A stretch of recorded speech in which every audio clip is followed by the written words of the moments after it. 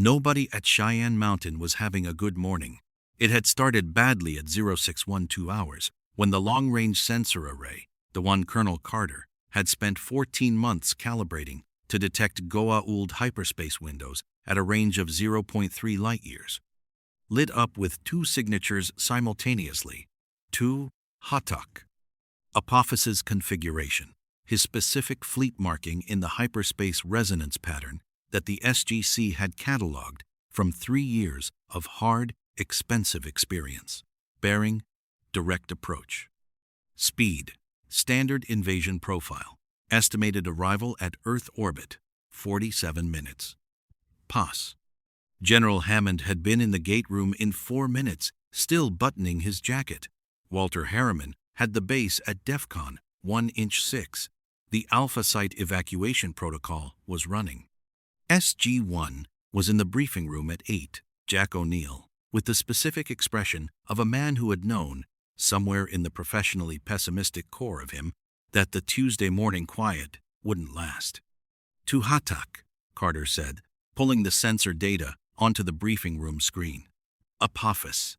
He's rebuilt faster than the Tok'ra estimated. Tok'ra estimates, Jack said, with a tone he reserved for Tok'ra estimates specifically. Sir. 2 ships. We have the Iris and 8 SG teams. Jack looked at the screen. Options. Nuclear package through the gate to his staging world. If we can get the address in time, Carter said. Prometheus is still 14 months from completion. F-302 program is not ready, Jack finished. Not ready, Carter confirmed. Teal'c looked at the Hatak signatures with the flat, professional attention of a man who had served aboard these ships for 20 years. Apophis will deploy Jaffa ground teams simultaneously with orbital bombardment, he said. His strategy has not changed. He believes Earth's surface defenses cannot withstand combined pressure. He's not wrong, Daniel said quietly. Which was the most alarming thing Daniel Jackson could say, because Daniel was constitutionally opposed to tactical pessimism, and his saying it meant the mathematics were genuinely bad. Hammond looked at the screen for the 3 seconds he always took before making a decision. Then he said, "Get the Alpha teams ready for gate deployment. Carter, I want every option on this table in 20 minutes. Walter's voice came through the intercom with the specific quality it had when what he was about to say had no category in any existing protocol. General Hammond, sir, we have a third contact. Hammond looked at the intercom. Goa'uld? No, sir. A pause that lasted long enough to mean Walter was double and triple checking his readings. Sir, it's human. The biosign profile is human. The energy signature is, it's not Goa'uld, not Asgard, not ancient. It's reading as a ship, a very large ship. It just appeared in Earth orbit from what the sensors are classifying as a spatial rupture. Another pause. Generally, the thing is 5.7 kilometers long. The briefing room was silent. Jack looked at Daniel. Daniel looked at Carter. Carter looked at her scanner, already recalibrating for the new contact, her expression moving through disbelief and into the focused intensity of a scientist encountering something genuinely unprecedented. Teal'c looked at the sensor display with the expression he wore when the tactical picture had become simultaneously better and more complicated. Human, Hammond said.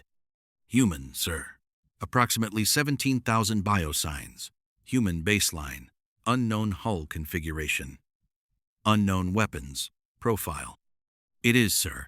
It is currently positioned directly between Earth and the Apophis fleet approach vector. Jack set down his coffee. Well, he said, that's new.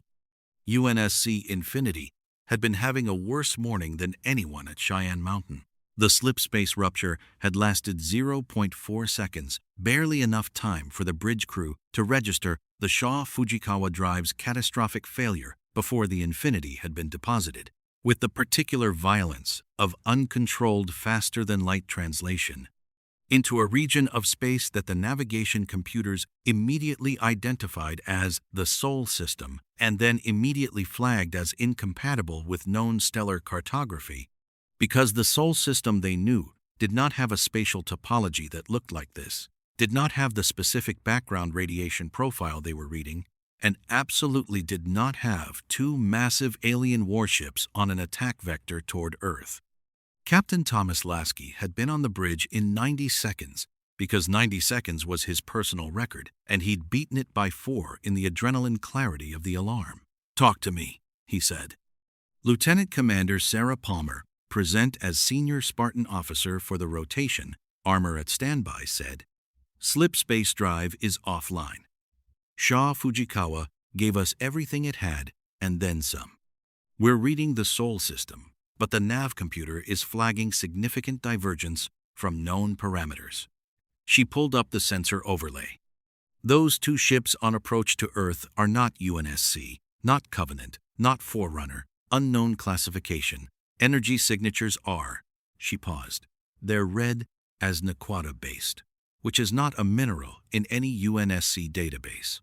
Weapons? MAC cannons 1 through 4 are operational. Point defense is green. Archer missiles at full complement. Shields at 62% and holding." Palmer looked at him. "We can fight." "We don't shoot first," Lasky said. "Sir, those ships are heading for Earth." "We don't shoot first," Lasky said again, in the tone that meant the discussion was settled. He looked at the alien ships on the tactical display, pyramid-shaped, massive, broadcasting energy signatures that every UNSC sensor was flagging as unknown but clearly powerful. And then at Earth below them, blue and white, and exactly the right size, and exactly the wrong configuration of continents, and made the rapid series of calculations that command required. Unknown Earth, unknown enemy, unknown rules, known principle, protect the planet, establish communication, shoot last. "Open all hailing frequencies," he said. "Every band we have. UNSC identification. Peaceful contact protocols." He looked at Palmer. "And get Chief to the bridge," he said. "Chief. End." Master Chief had been in the Infinity's starboard training bay when the slipspace alarm had sounded, running a weapons diagnostic that Cortana had been guiding from her fragmented state in his armor's AI slot. The Chief moved through the ship at the controlled, efficient pace of a Spartangent 2 not running, because running in a corridor told everyone around you that you didn't have the situation assessed yet. And the Chief always had the situation assessed and reached the bridge in 40 seconds.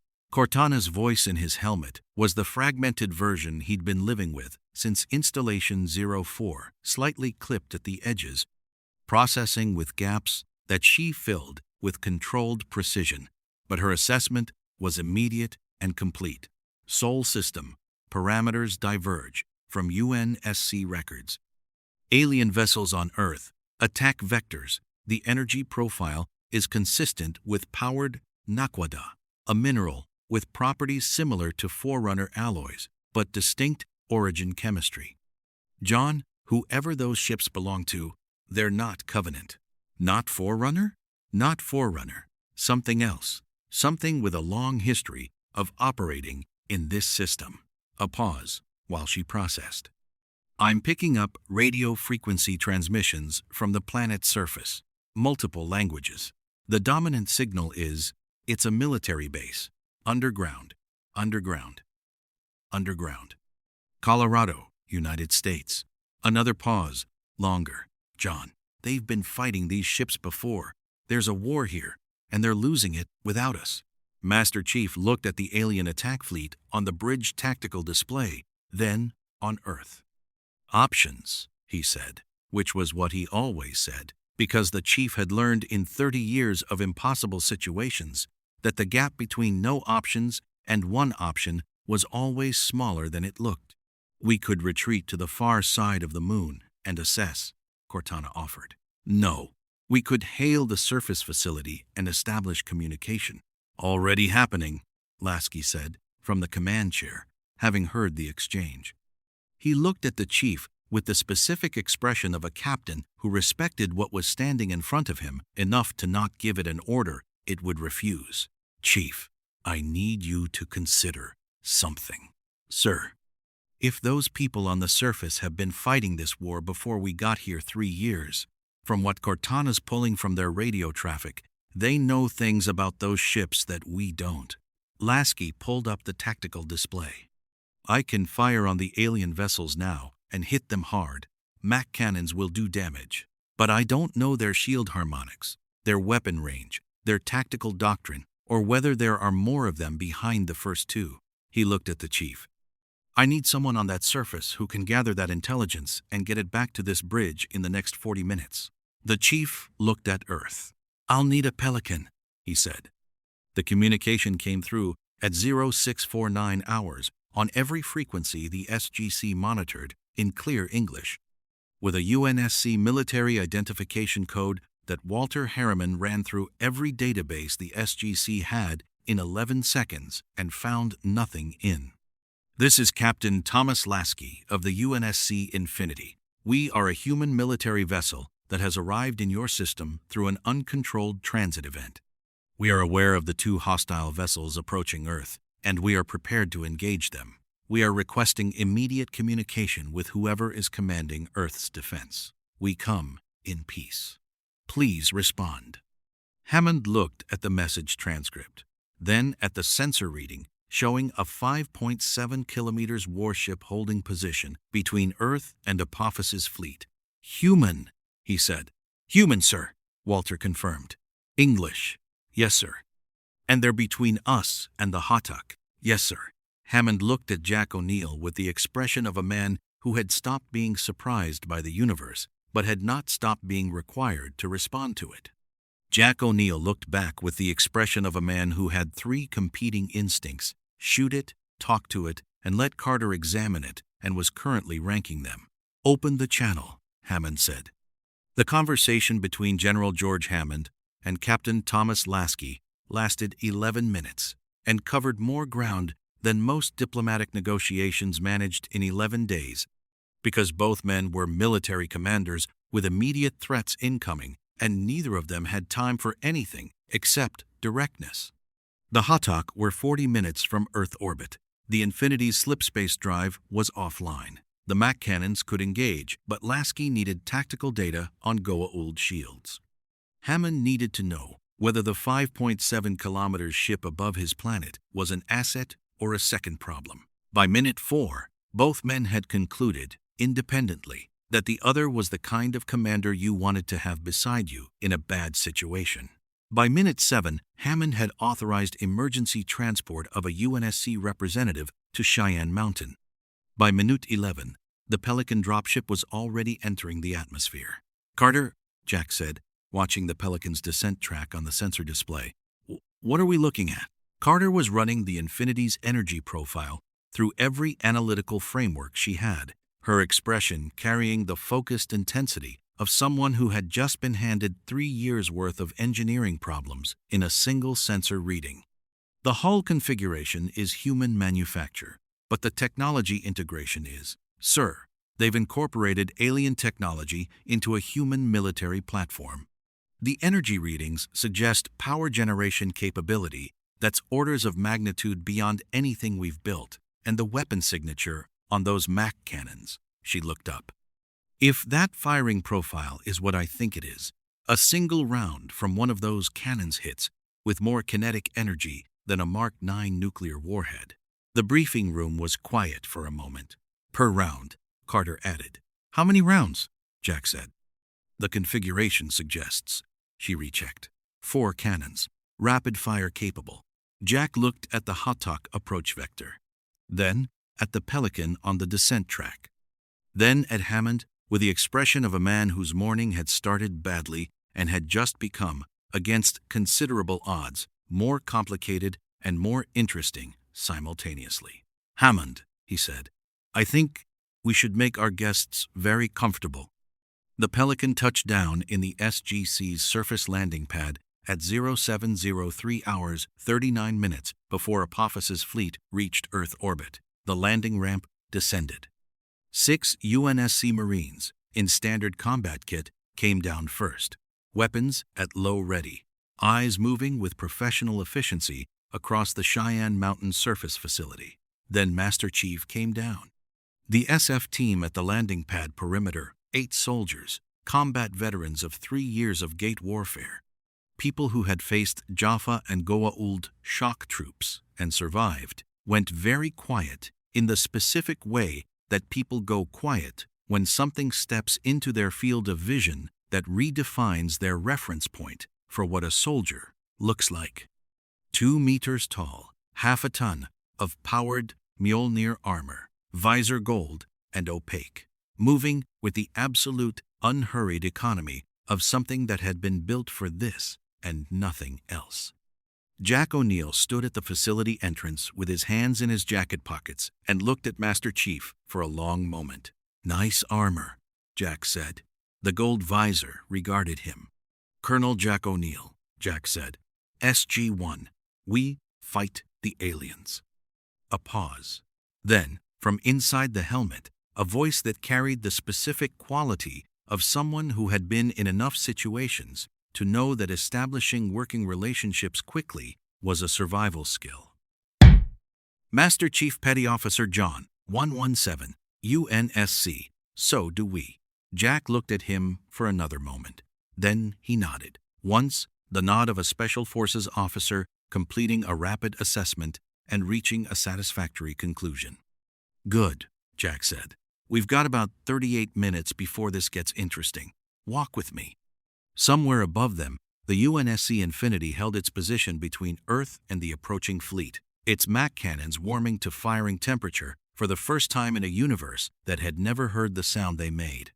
It was about to.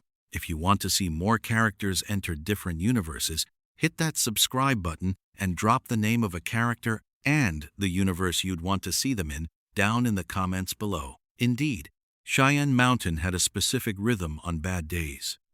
Everyone who had served there long enough had learned it the way the base's energy shifted from routine operational tempo to the particular frequency of imminent catastrophe, like a barometric pressure drop before a storm that had already decided to arrive. The klaxons ran at a different pitch. The corridors moved faster. The coffee went cold in cups that nobody had time to finish. At 0704 hours, with 38 minutes until Apophis reached orbit, Cheyenne Mountain was running at that frequency, and Master Chief walked through it with the calm of a man for whom this was simply Tuesday. Jack O'Neill had a long career of reading people in the first 30 seconds of knowing them. It was the skill that had kept him alive through 3 decades of special operations where the wrong read got you killed. And what he read in those 38 seconds on the landing pad was enough to make a preliminary assessment. The chief moved like someone who had been in combat so long that the tactical awareness had stopped being a mode he switched into and had become the baseline from which everything else operated.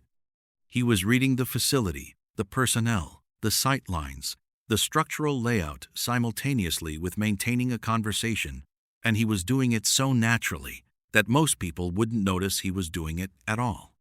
Jack noticed, because Jack did the same thing. "Underground facility," the chief said, as they moved through the surface access corridor toward the elevator. Not a question. "Observation." "Surprise factor," Jack said.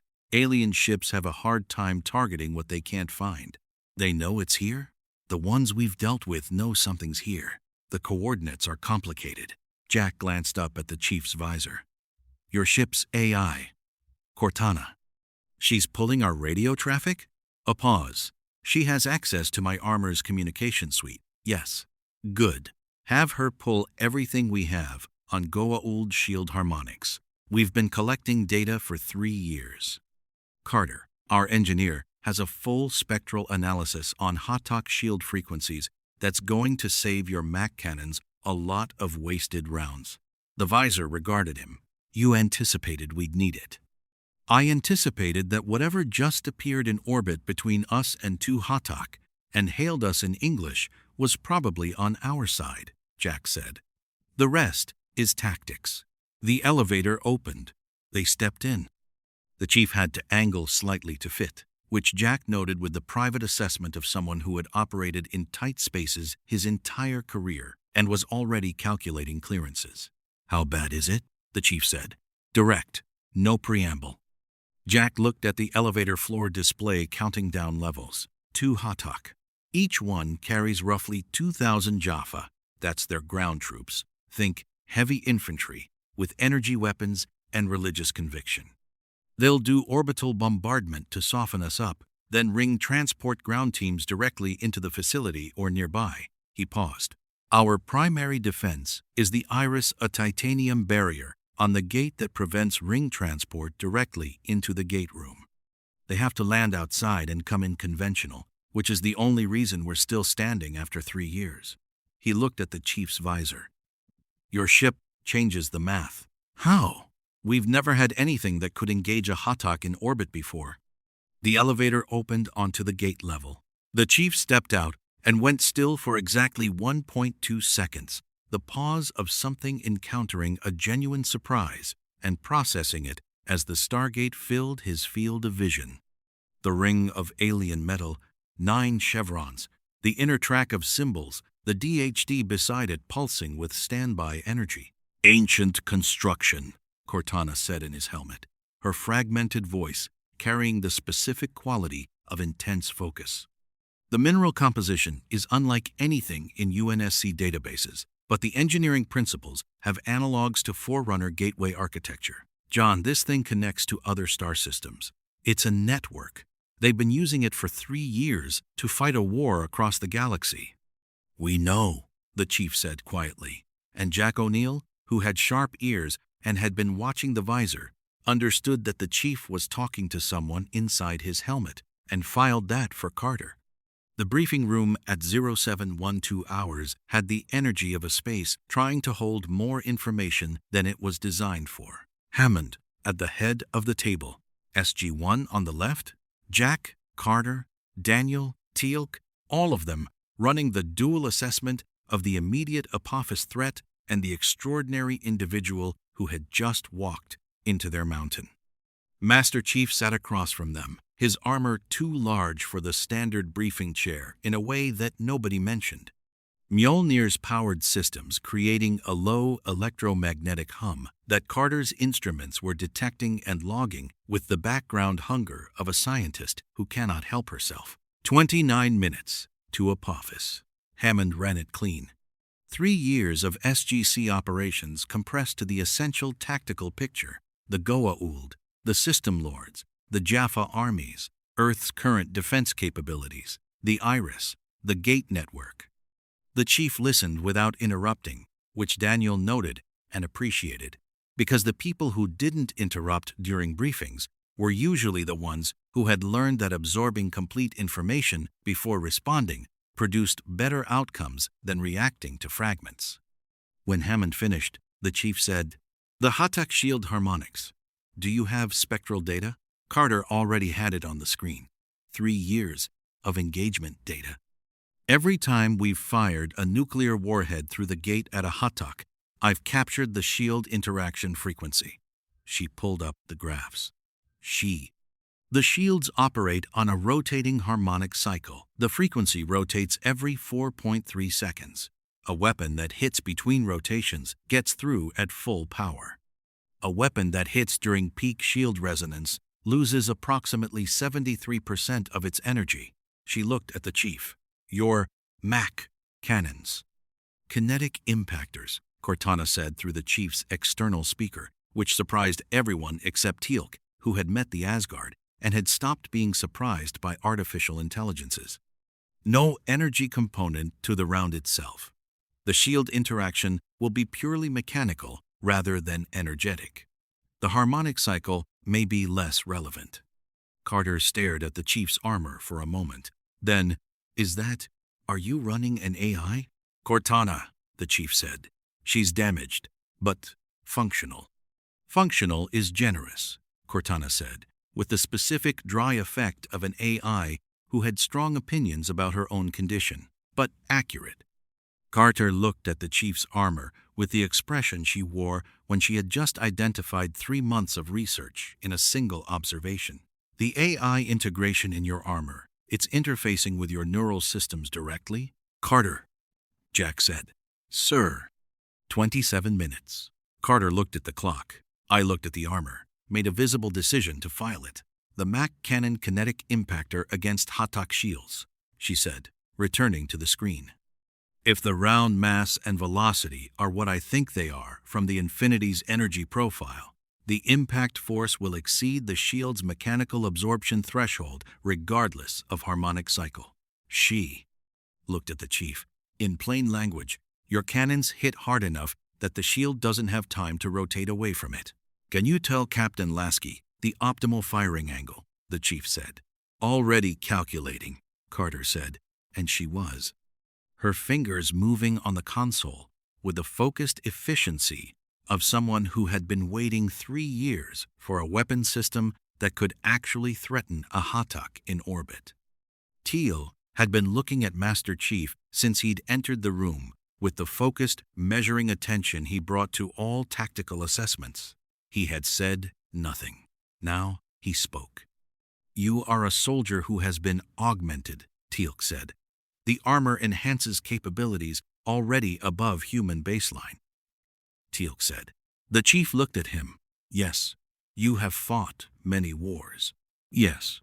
Teal'c nodded with the gravity of someone completing a significant assessment. I am Teal'c. I was first prime of Apophis for 20 years. I know his tactics, his weaknesses, his pride. He paused. His pride is the vulnerability your arrival will exploit most effectively. The chief turned the full focus of the gold visor on Teal'c. Explain.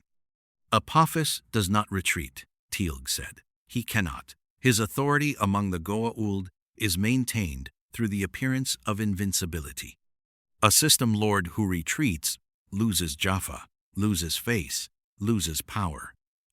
He looked at the tactical display showing the Hatak approach.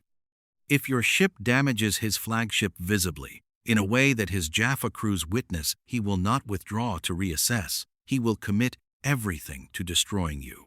It is both his greatest weakness and, in this moment, our greatest opportunity. The chief looked at Teal'c for a moment. You're saying we use his pride as a tactical lever. I am saying that a system lord's ego has more predictive value than his battle plans, Teal'c said. His battle plans adapt. His ego does not. Daniel, who had been writing notes with the focused energy of someone processing everything simultaneously, looked up. That is an extremely useful framework for someone who just got here.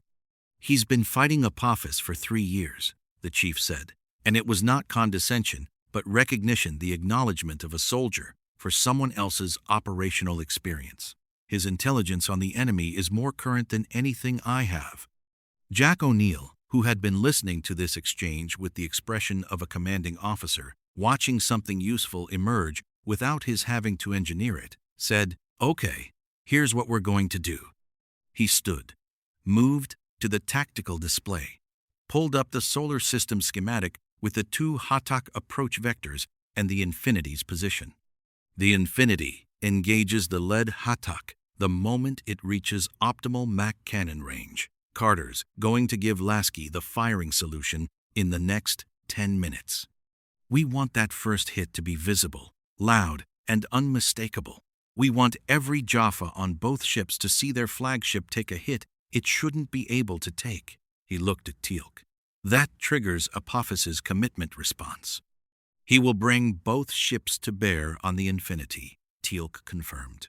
Which means his attention is in orbit, Jack continued.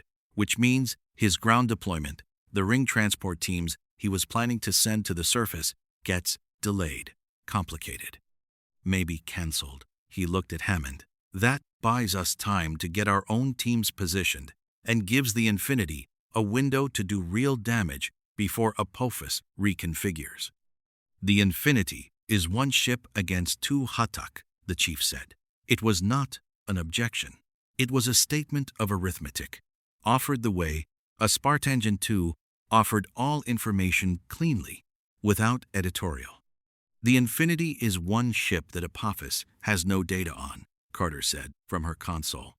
"He has never encountered Mac cannon technology, never encountered UNSC tactical doctrine, never encountered an enemy vessel that size operating with human command principles." She looked at the chief. "His entire tactical library has no entry for you. That's worth more than a third Hatak on our side." The chief absorbed this. "Cortana, ahead of you," Cortana said through the external speaker. "I've been modeling the engagement based on Carter's spectral data and the Infinity's current weapon status. Captain Lasky needs to know 3 things. Optimal firing angle for shield penetration is 17 degrees off the Hatak's central axis. The interval between shield regeneration cycles gives a 0.8 second window for follow-up rounds. And a pause, and he should know that the second Hatak will break formation approximately 90 seconds into the engagement. Apophis's tactical pattern, based on the SGC's 3 years of data, is to hold his second ship in reserve and commit it when he believes the first engagement has destabilized the enemy. Captain Lasky should expect the second ship to come in from his port side." Carter was staring at the chief's armor. "She derived all of that from our 3 years of data in 4 minutes, the chief said. "She processed 3 years of engagement data in 4 minutes. She's fast," the chief said, "when she's functional." "I'm right here," Cortana said. "I know," the chief said. Hammond looked at the tactical display. 22 minutes. The Hatak icons moving steadily toward the inner solar system with the implacable patience of ships that had been doing this for 5,000 years and had never once been given a reason to change their approach. Until today. "Get this firing solution to Captain Lasky," Hammond said to Carter. "Chief, is there anything your ship needs from us in the next 20 minutes? The chief considered. "Intelligence on Apophis's personal command position aboard his flagship. If Teal'c knows his location during combat operations." "Peltak," Teal'c said immediately. "The Peltak is the command center, located at the apex of the pyramid. Apophis will be there. His personal guard Horus guards, the elite, will be with him. If the Infinity can target the Peltak, specifically," the chief began. "The shields protect the whole ship uniformly," Carter said. "But," she pulled up the Hatak schematic, "the shield emitters. They're distributed across the hull at specific nodes. If a Mac round impacts at this junction," she highlighted a point on the schematic, "it doesn't just breach the hull. It creates a cascade failure in the local shield emitter network. The Peltak loses dedicated shield coverage for approximately 12 seconds. 12 seconds, the chief said, with a follow-up round at the right interval. Cortana has the interval, the chief said. Then Apophis's Peltak is exposed for a 12-second window, Carter said. She looked at the schematic, then at the chief.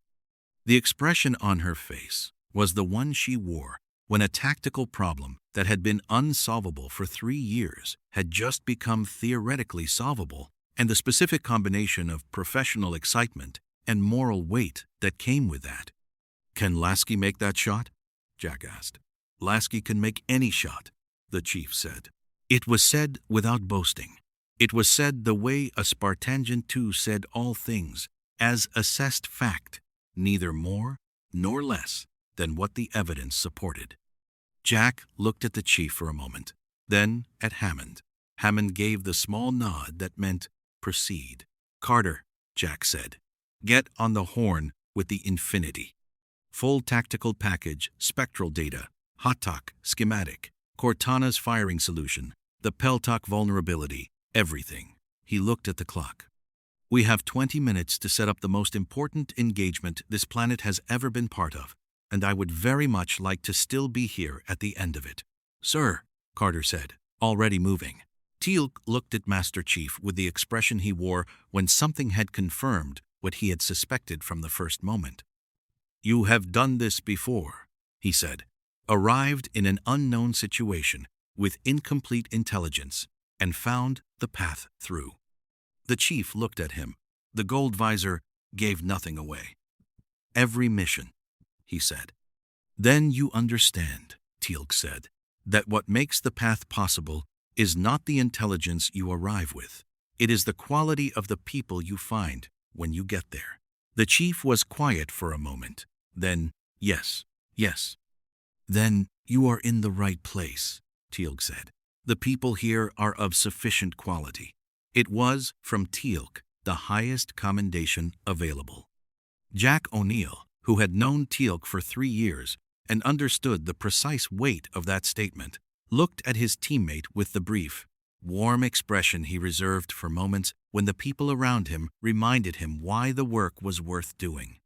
Above them, in the corridor of space between Earth and the approaching Goa'uld fleet, the UNSC Infinity's MAC cannons reached operational temperature. Captain Lasky received Carter's tactical package at 0724 hours, 17 minutes before Apophis's fleet reached engagement range, and read it with the focused speed of a commander who understood that the quality of the intelligence he'd just received represented 3 years of people dying to gather it. He used every second of the 17 minutes. At 0741 hours, as Apophis's lead Hatak crossed into the inner solar system with the absolute confidence of a system lord who had never encountered anything in this galaxy that could threaten him, the UNSC Infinity fired its first MAC round. The sound it made, the electromagnetic crack of a 600-ton ferric tungsten slug, accelerated to 30 kilometers per second, traveled through the vacuum of space as a pulse of electromagnetic energy that every sensor in the solar system registered simultaneously. In the SGC gate room, the walls vibrated. Walter Harriman looked at his instruments. "Direct hit on the lead Hatak," he said. "Shield penetration." A pause. "Sir, the shields are down. On the lead Hatak, they are completely down." Hammond looked at the sensor display showing Apophis's flagship, which had never in the history of the Goa'uld Empire been hit by anything that took its shields completely offline in a single round, listing 11 degrees off its approach vector with 3 hull breach indicators on its starboard side. "Good morning, Apophis," Jack said quietly. The sensor display in the SGC briefing room updated in real time, and what it showed produced a silence that lasted exactly 4 seconds, which, for a room full of people who had spent 3 years being surprised by the universe, was geological. Apophis's lead Hatak was listening. Hull breaches on the starboard side, shields completely offline. The ship that had launched the attack on Abydos, that had held Earth hostage twice, that had survived nuclear warheads and Asgard intervention, and 3 years of SGC operations, was visibly, measurably, undeniably hurt. "Secondary round," Carter said, her voice carrying the controlled urgency of someone reading instruments that were telling her things she'd been waiting 3 years to see. Lasky's firing the follow-up, targeting the Peltok junction, the shield emitter cascade. The second MAC round hit 17 degrees off the Hatak's central axis at the shield emitter junction Carter had highlighted. The cascade failure rippled across the Peltok's local shield coverage in the exact pattern she'd predicted. 12 seconds of exposure. Lasky had been ready for it. The third round hit the Peltok directly. The Hatak didn't explode. Goa'uld engineering was redundant to a degree that Carter had always found professionally impressive, even while professionally hating it. But the Peltok, the Apex Command Center, where Apophis stood watching his invincible fleet prosecute what should have been a routine planetary subjugation, buckled. The internal atmosphere vented through 3 simultaneous hull fractures. The ship's propulsion dropped to 40%. Its weapons went offline. In the SGC gate room, the walls vibrated again. Then again. The lead Hatak is combat ineffective, Walter said, with the specific quality of someone reporting something they had never expected to report and were not entirely sure how to process. She's falling out of the approach formation."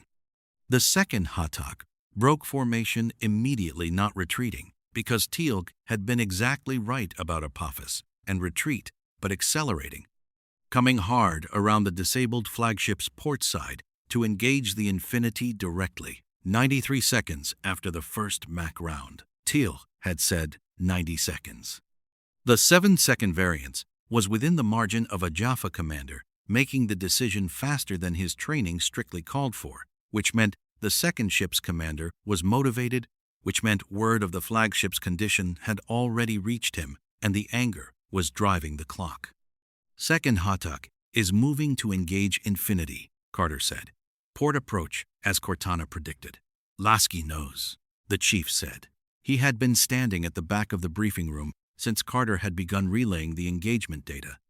The gold visor, tracking the tactical display, with the attention of a soldier reading a battle he wasn't currently in and calculating the moment he would need to be. He'll rotate the Infinity's firing arc to meet her. With shields at 62%, Carter said, the second Hatak's primary weapon, the main energy cannon, hits at what yield? The chief said. Carter looked at her data. Equivalent to approximately 40 megatons per shot. The chief processed this. Shields will hold the first hit, he said. It was not quite a question. At 62%, the Infinity can absorb one direct hit from the main cannon, Cortana said, through the external speaker. The fragmentation in her voice had sharpened. She was running high-demand calculations, and the degraded processing was showing at the edges.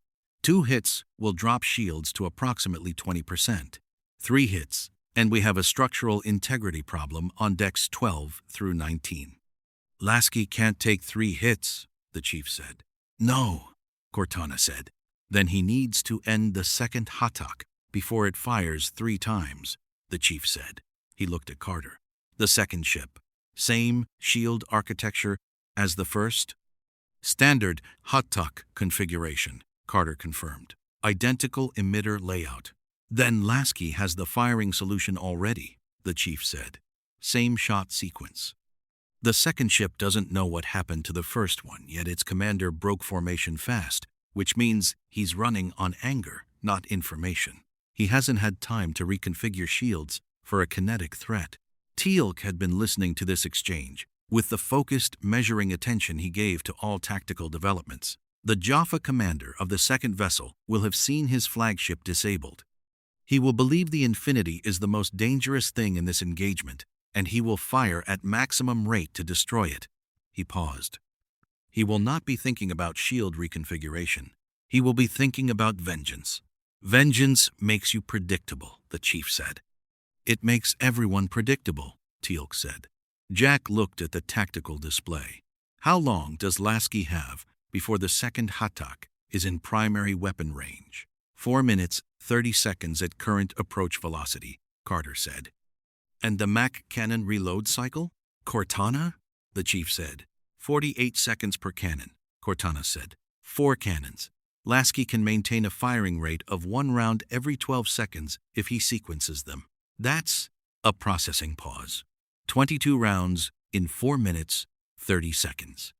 He needs 4, Carter said, doing the calculations simultaneously. 2 to drop the shields, 1 for the emitter cascade, 1 for the peltac. He'll fire 6, the chief said. 2 extra for mechanical variance in the shield emitter cascade. Lasky accounts for variance. How do you know? Daniel asked, from the end of the table, his notebook open and his pen moving. The chief looked at him. Because I've served with him, the chief said. He accounts for variance. It's why his crews come home. Daniel wrote that down. Jack noted that he wrote it down and said nothing about it, because Jack O'Neill understood that Daniel Jackson writing something down in the middle of a battle was Daniel's version of a professional compliment, and this one was deserved. At 0748 hours, the UNSC Infinity rotated 17 degrees on its central axis, bringing Mach cannons 2 and 3 to bear on the second Hatak's approach vector, while Cannon 1 reloaded. Captain Lasky ran the engagement from the bridge with the controlled, precise efficiency of a commander who had graduated from the UNSC's most demanding officer program, served through the end of the Covenant War, and had learned that the difference between a good commanding officer and a great one was the ability to hold multiple threat vectors in mind simultaneously while appearing to focus on only one. He fired 6 rounds. 4 would have been sufficient. The 2 extra were for variance. The second Hatak fired its primary weapon once before the 4th Mach round hit its peltok. The 40 megaton equivalent energy blast hit the Infinity's shields at 0749 hours and 14 seconds, driving the shield percentage from 62 to 31 and creating a structural stress event on Deck 14 that Palmer's damage control teams were responding to before the alert had fully sounded. The 5th Mach round hit the second Hatak's emitter junction at 0749 hours and 26 seconds. The 6th round hit the peltok at 0749 hours and 31 seconds. Both Hatak were combat ineffective at 0750 hours. The entire orbital engagement had lasted 9 minutes. In the SGC gate room, the walls stopped vibrating. Walter Harriman looked at his instruments for a long moment, performing the careful, methodical cross-check of a man who understood that hope was not a substitute for verification. "Both Hatak are combat ineffective," he said. "Life signs on both ships, they're still crewed, heavily. The ships aren't destroyed." He looked at Hammond. "But they're not going anywhere, sir. Not under their own power." Hammond looked at the sensor display. At the 2 crippled Goa'uld motherships drifting in Earth's outer orbital path, their approach formation dissolved, their weapons offline, their crews alive and stranded and very confused. 9 minutes, Hammond said. 8 minutes, 57 seconds, Carter said from her console, because Carter was precise. She was also staring at the engagement data with the expression she wore when 3 years of problem had just been answered in a way she needed to fully understand before she could trust it. "Sir, the Mach cannon efficiency against Hatak shields the kinetic impact model I was using assumed we'd need weapon yield in the nuclear range to breach a Hatak shield.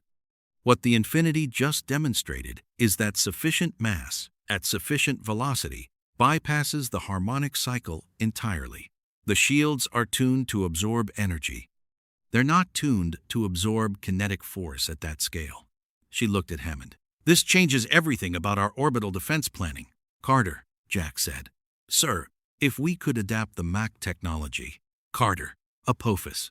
She looked at the tactical display. The crippled Hatak was not the end of the problem. They were the beginning of the next one. "Right," she said. "Apophis." Apophis had survived. This was, Hammond reflected, consistent with his experience of Apophis, who had a remarkable talent for surviving things that should have ended him. The peltok hit had vented atmosphere and destroyed his command systems and knocked him off his feet. But the Goa'uld symbiote's healing capacity was extraordinary, and his personal shield, the personal energy shield worn by system lords, a technology Teal had briefed on extensively, had absorbed the decompression event long enough for his guard to seal the peltok's emergency bulkheads. The Tok'ra intelligence that came through 40 minutes later, Jacob Carter, materializing through the Stargate, with the urgency of a man whose symbiote had been feeding him threat assessments for the last hour, confirmed. It, Apophis, was alive on his disabled flagship, injured, humiliated, in communications with his surviving Jaffa commanders. And according to Jacob's intelligence network, he was doing exactly what Teal'c had predicted an hour ago in the briefing room. Not retreating, escalating. "He's sent emergency signals to 2 System Lord allies," Jacob said, the layered Tok'ra voice carrying the specific quality of someone delivering bad news they'd been hoping to avoid delivering. "You and Kronos, calling in debt obligations, promising them access to whatever technology disabled his fleet." He looked at the tactical display. "They'll respond. Not because they like Apophis, they don't, but because what your ship just did scares them. If Earth has something that can disable a Hatak in 9 minutes, every system lord in the galaxy has a problem." "How long until reinforcements?" Hammond asked. 72 hours, Jacob said. Maybe 60 if you moves fast, and you moves fast when he's frightened. 60 to 72 hours, Jack said. He looked at the chief. Can your ship fight a larger fleet? The chief looked at Cortana's fragmented processing indicator in his HUD. The Infinity's shield percentage, 31. Hull, stress on deck, 14.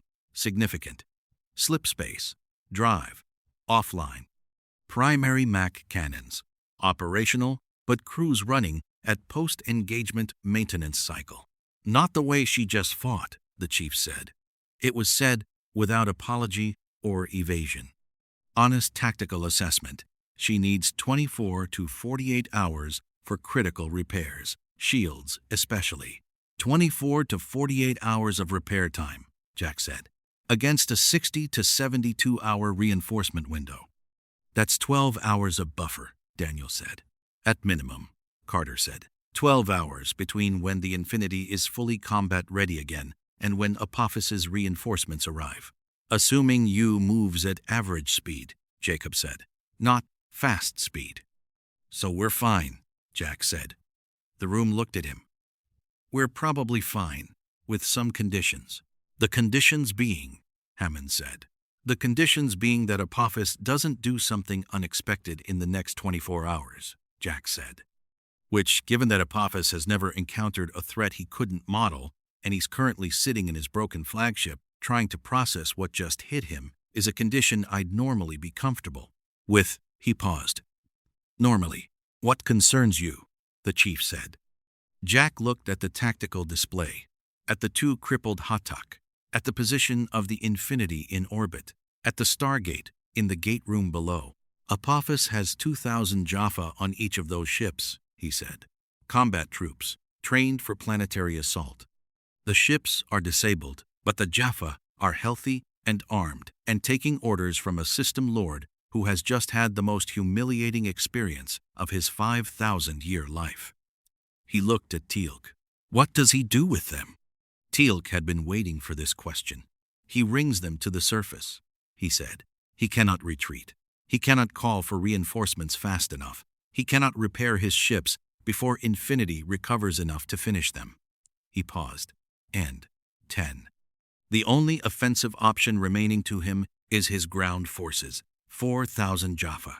He will bring them to the surface in waves, and he will take the planet by force, because taking the planet gives him the leverage he needs to negotiate for his ships, and because it is the only aggressive option available to a system lord whose pride will not permit him to wait.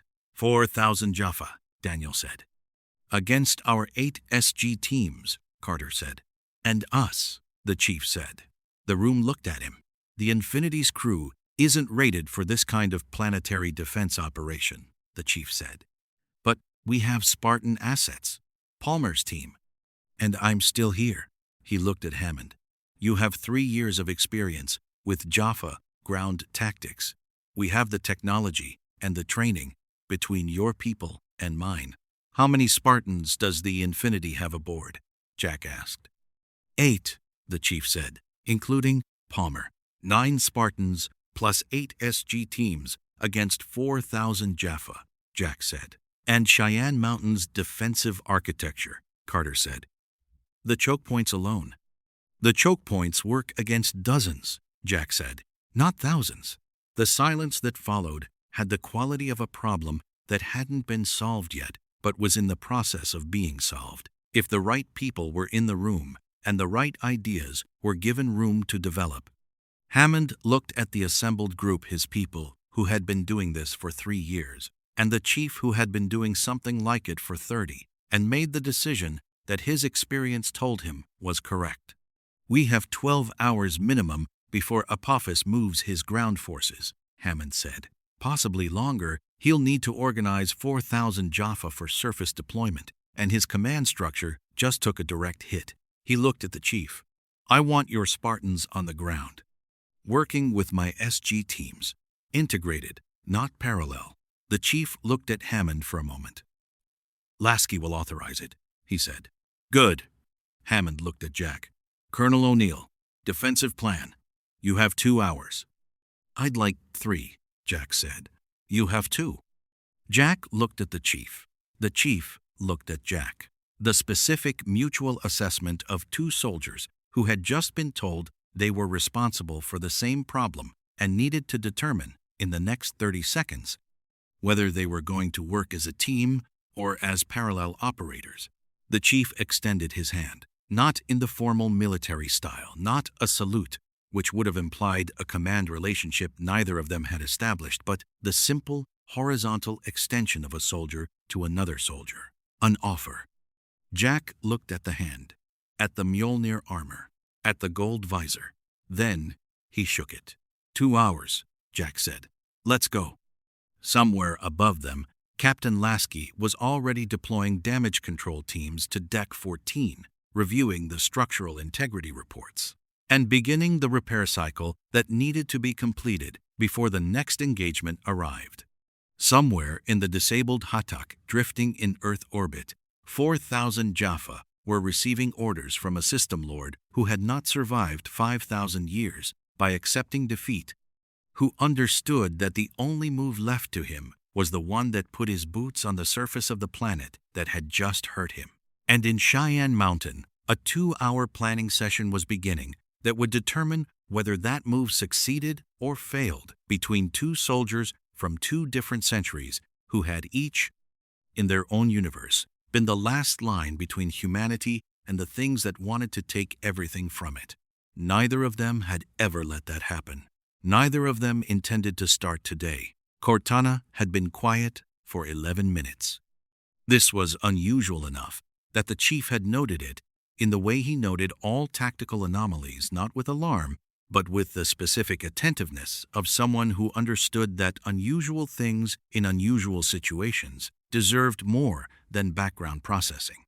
She had been running at high demand since their arrival, the fragmentation showing at the edges of her speech patterns, the processing gaps fractionally longer than her baseline, and he had been monitoring it the way you monitored a weapon that was performing above its rated parameters, grateful for the output, watchful for the cost. When she spoke, it was not through the external speaker, it was the private channel, helmet audio only, the one she used when what she had to say was for him specifically. "John," she said, "I've finished processing the SGC's full database."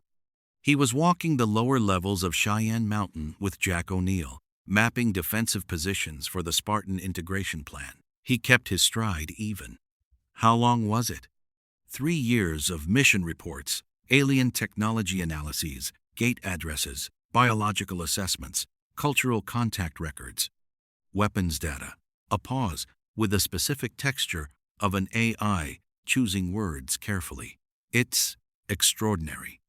What these people have done with what they had, the gap between their technology and their enemy's technology, is larger than anything we faced against the Covenant in the early years.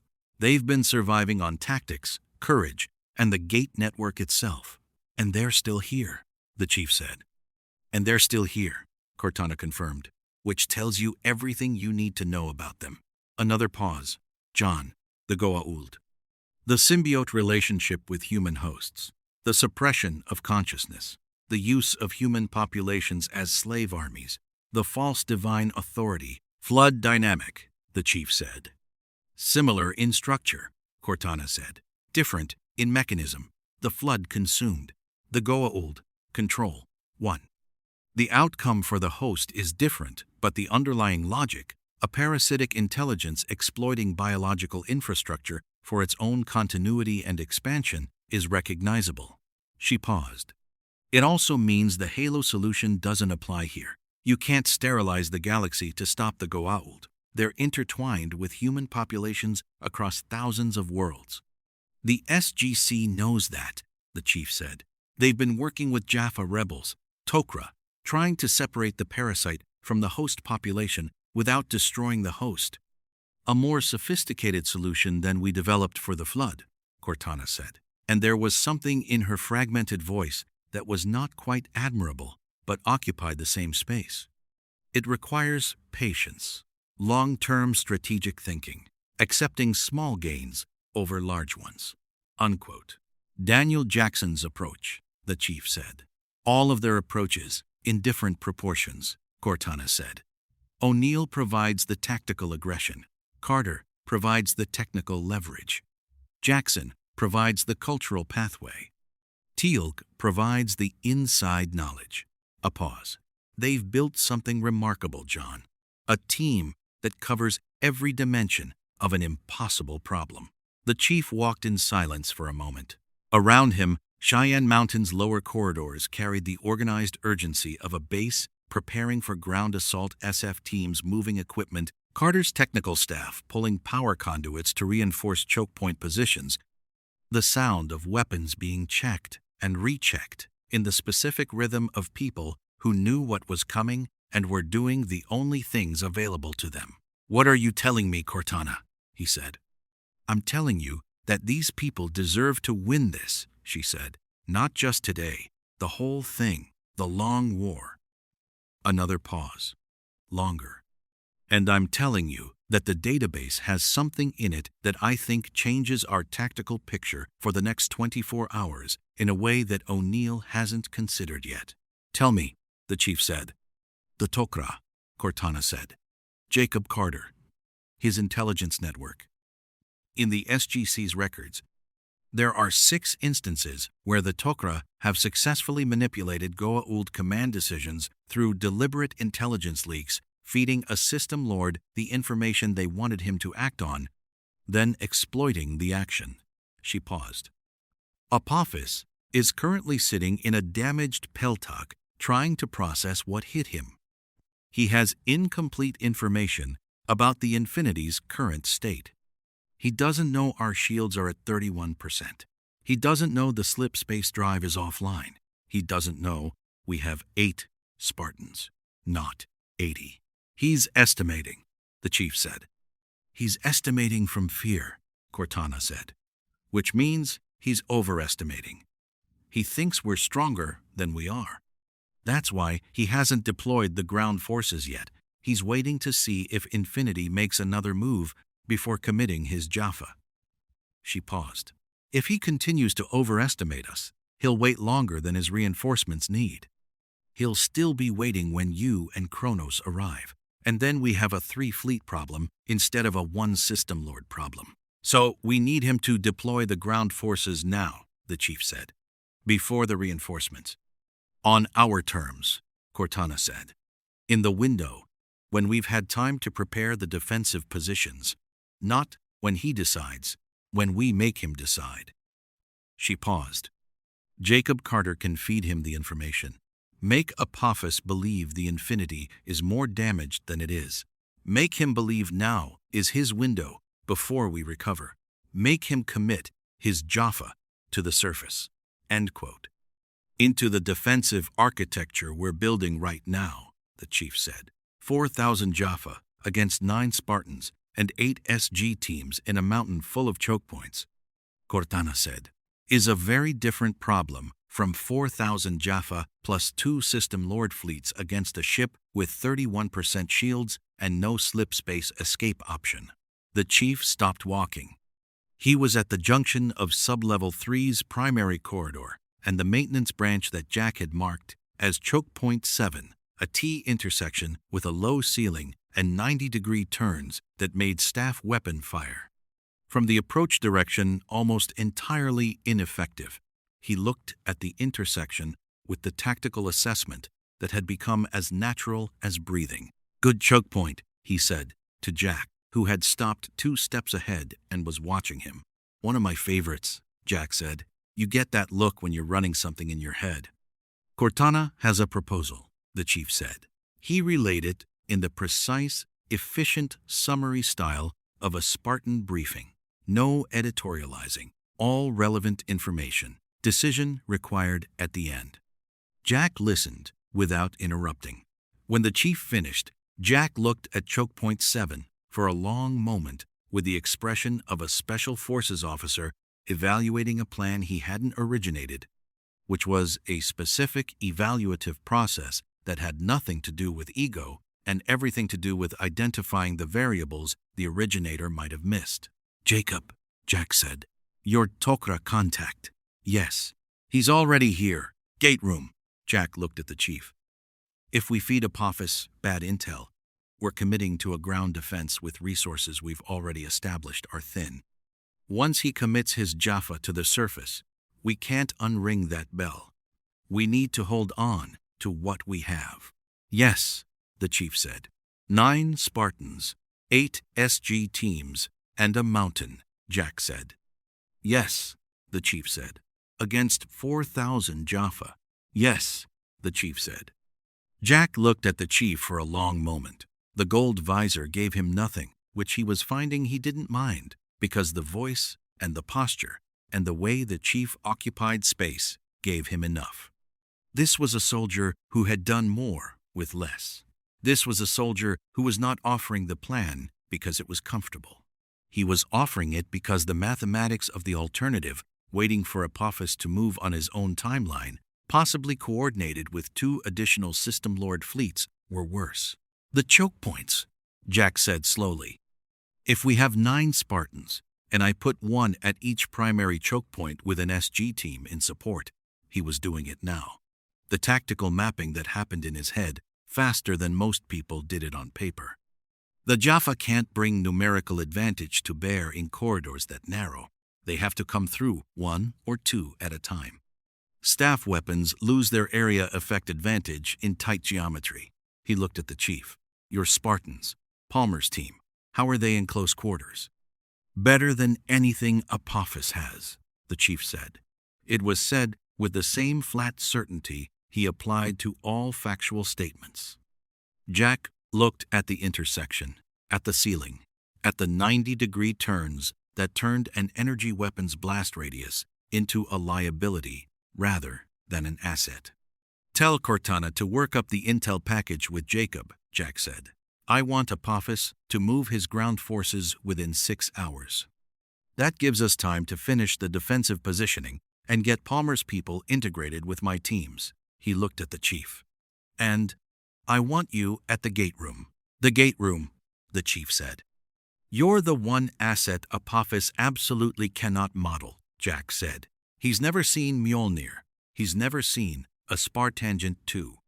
His Jaffa has a tactical library that goes back 5,000 years and has no entry for you. He looked at the gold visor. I want him to see you. When his first wave comes through, I want the first thing they report back to be, there is something in this mountain we have no category for. Psychological operation, the chief said. Around here, we call it Tuesday, Jack said. But yes. Jacob Carter received the intelligence package request with the expression of a man whose symbiote had already been working on the same idea for 40 minutes and was professionally pleased to have its instincts confirmed. Selmac agrees, Jacob said, in the gate room briefing, with Hammond, Jack, the chief, and Daniel, the layered voice carrying both personalities in the specific register they used for consensus. Apophis is in an information vacuum right now. His communications with his Jaffa commanders are compromised by the Peltak damage. He's running on the intelligence he arrived with, which is 3 years out of date, plus whatever his surviving scouts have reported from the engagement. He looked at the tactical display. His scouts saw the Infinity fire 6 Mac rounds and disable both Hatak. They did not see the shield percentage readout. They did not see Deck 14's structural report. All they reported was a ship that hit with extraordinary force. So he thinks we're at full capacity, Carter said. He thinks we're at full capacity plus unknown reserves, Jacob said, which is why he hasn't deployed yet. He's waiting for us to make another move, and every hour we don't make one, his estimate of our capability grows. He paused. Selmac suggests we feed him 3 specific pieces of information. First, the Infinity is more damaged than it appears, shields critical, drive offline. Second, the Spartan ground force is small, fewer than 10. Third, the SGC is preparing an evacuation, suggesting they believe they cannot hold. The evacuation is key, Selmac's voice. The symbiote coming forward with the precision of 2,000 years of intelligence work. Apophis's psychology requires that Earth acknowledge his power. An evacuation signals that acknowledgement. It will trigger his commitment to the ground assault because it gives him the one thing he needs right now: evidence that his enemies fear him. "We make him feel like he's winning," Daniel said. "We make him feel like he's winning in time to attack us on our terms," Jack said. "There's a difference." "We have 5 hours," Hammond said. He looked around the room. "Carter, how far along are the defensive positions?" 3 hours from completion at current pace," Carter said. "Choke points 1 through 7 are reinforced. 8 and 9 need power rerouting for the anti-personnel systems." "Finish 8 and 9 first," Hammond said. "Then integrate Palmer's Spartans." He looked at Jack. "Colonel O'Neill, you have the defensive command." "Chief, you work with O'Neill as a tactical equal. I don't want rank getting in the way of capability." He looked at both of them. "Understood?" I understood," Jack said. The chief nodded. "Jacob." Hammond looked at his old friend with the expression of a general who trusted his intelligence officer completely and was nevertheless aware of the weight of what he was asking. "Feed Apophis the package. Make it believable." "Selmac wrote it on the way here," Jacob said. "It's already believable. Palmer's Spartans came down from the infinity on 3 Pelicans at 1,100 hours. And the SF teams, who had been moving equipment through Cheyenne Mountain's corridors, stopped briefly to watch them disembark with the specific quality of attention that people gave to things that reset their frame of reference. 8 Spartans. 8 different armor configurations. 8 different weapon loadouts. 8 different operators behind the visors, but the same fundamental quality as the chief, the same way of moving through space, as if the space was already mapped, and the outcome already partially determined by the quality of what was doing the moving. Palmer herself was Spartangent 4, her armor configuration slightly different from the chief's Spartangent 2 Mjolnir, but her command presence in the landing bay immediate and total. She looked at the SGC personnel around her with the rapid assessment of a senior Spartan officer integrating into an unknown operational environment, and what she found from her expression, which was visible briefly before her visor sealed, appeared to satisfy her. "Commander Palmer," Jack said. "Colonel O'Neill, SG-1.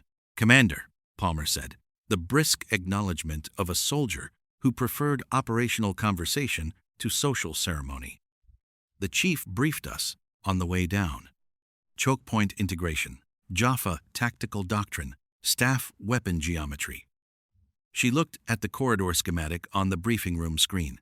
"We're ready. Your people have never fought Jaffa," Jack said. "Our people have never lost a choke point," Palmer said. Jack looked at her for a moment, then at the chief, who was standing at the back of the room with the specific quality of a senior Spartan officer, watching a junior one make her case and finding nothing to add. "Fair enough," Jack said. "Here's how we're integrating." The plan that emerged over the next 90 minutes was a product of 3 operational traditions, synthesizing faster than any formal military doctrine would have allowed. Jack's SG team experience with Jaffa ground tactics, the patterns, the weaknesses, the specific ways Jaffa training created predictable behavior in confined spaces. Palmer's Spartan operational doctrine cover, suppression, mobility, the Spartan principle of never giving a numerically superior enemy a position from which numbers became an advantage. And the chief's synthesis of both, running through Cortana's tactical modeling, producing position assignments that put the right capability at the right choke point. Teal contributed the detail that changed the entire plan's efficiency. Jaffa ground assault formations always, without exception, sent a scout element 30 seconds ahead of the main force. Always. 5,000 years of Jaffa military tradition had standardized it. The scout element's job was to trigger defensive fire, absorb it, and report the position and weight of the defense back to the main force before it committed. "If the scout element doesn't come back," Teal'c said, "the main force commander waits for a second scout element. If the second doesn't come back either, he sends a third," the chief said. "He sends everything," Teal'c said. A Jaffa commander who has lost 2 scout elements, believes he is facing a fixed defensive position of overwhelming strength. His doctrine calls for maximum force commitment to break it. "So we take the first scout element silently," Palmer said immediately. "No fire, no noise. They don't come back. The commander doesn't know why. He sends the second. We take them silently too." "Then he sends everything," Jack said. "Into choke points prepared for everything," the chief said. Teal'c looked at Palmer with the specific expression of a warrior recognizing another warrior's instincts. "You understand Jaffa psychology," he said. "I understand any enemy that has a doctrine," Palmer said. "Doctrine is predictable. Predictable is manageable." "Indeed," Teal'c said. At 1,347 hours, Jacob Carter's intelligence package reached Apophis through a Tok'ra operative embedded in the System Lord's surviving Jaffa network. The package contained 3 pieces of false intelligence, each one calibrated to hit a specific psychological pressure point in the damaged System Lord's current state. At 1,423 hours, Apophis's ring transport systems activated on both crippled Hatak. The first Jaffa wave began materializing on the surface of Colorado at 1,431 hours.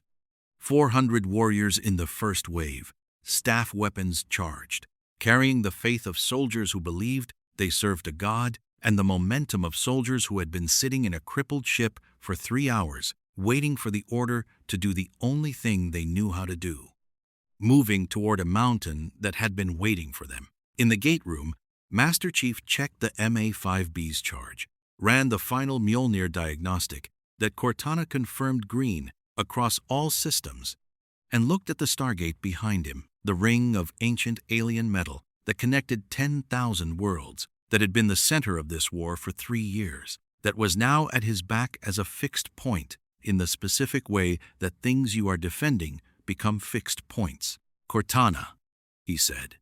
"Ready," she said. "How are you holding up?" he said. It was not a tactical question, a pause that carried more than processing lag.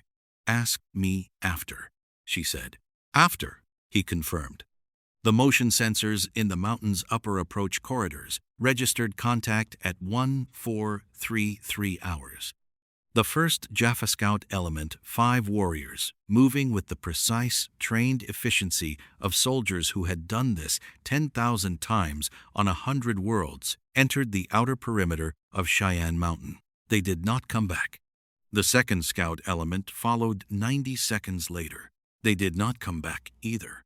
In his damaged Peltok, 400 kilometers above Colorado, Apophis received the reports of 2 missing Scout elements and made the decision that Teal'c had predicted he would make, that Selmac's intelligence package had been designed to accelerate, that the defensive architecture of Cheyenne Mountain had been built for the last 3 hours to receive.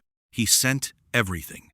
The mountain shook with the sound of 390 Jaffa ring transport events activating simultaneously across the Colorado surface, and somewhere in the corridors below, 9 Spartans and 8 SG teams took their positions at their choke points and waited with the specific quality of people who had done the mathematics and found the answer sufficient.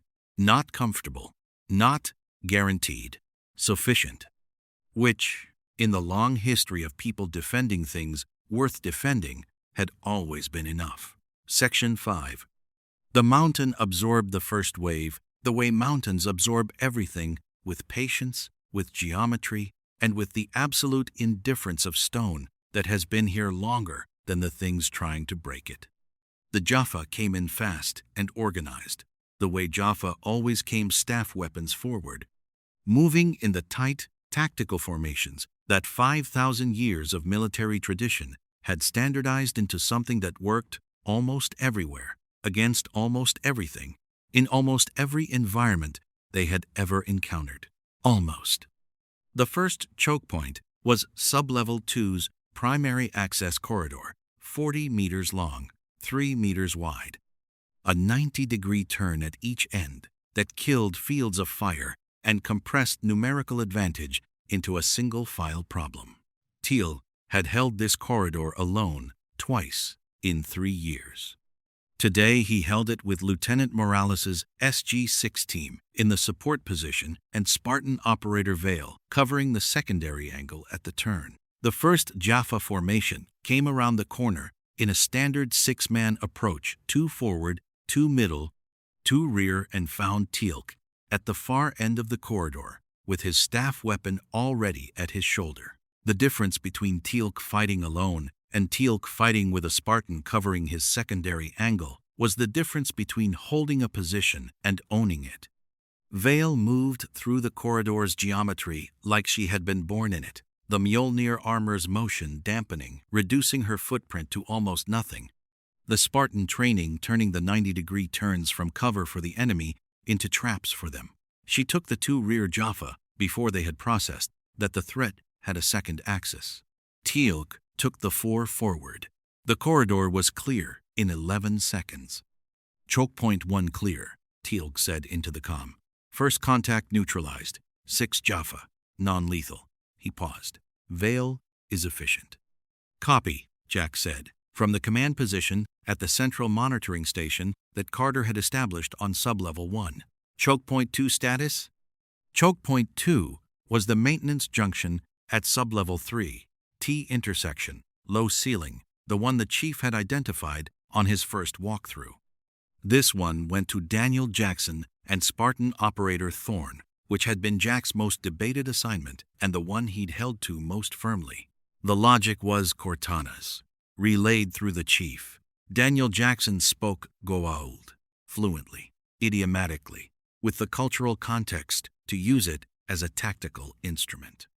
In a choke point where the engagement could be won faster by creating confusion than by force, a Goa'uld-speaking human who could issue commands the Jaffa's training instincts would respond to before their conscious processing could override. The reflex was more valuable than a second shooter.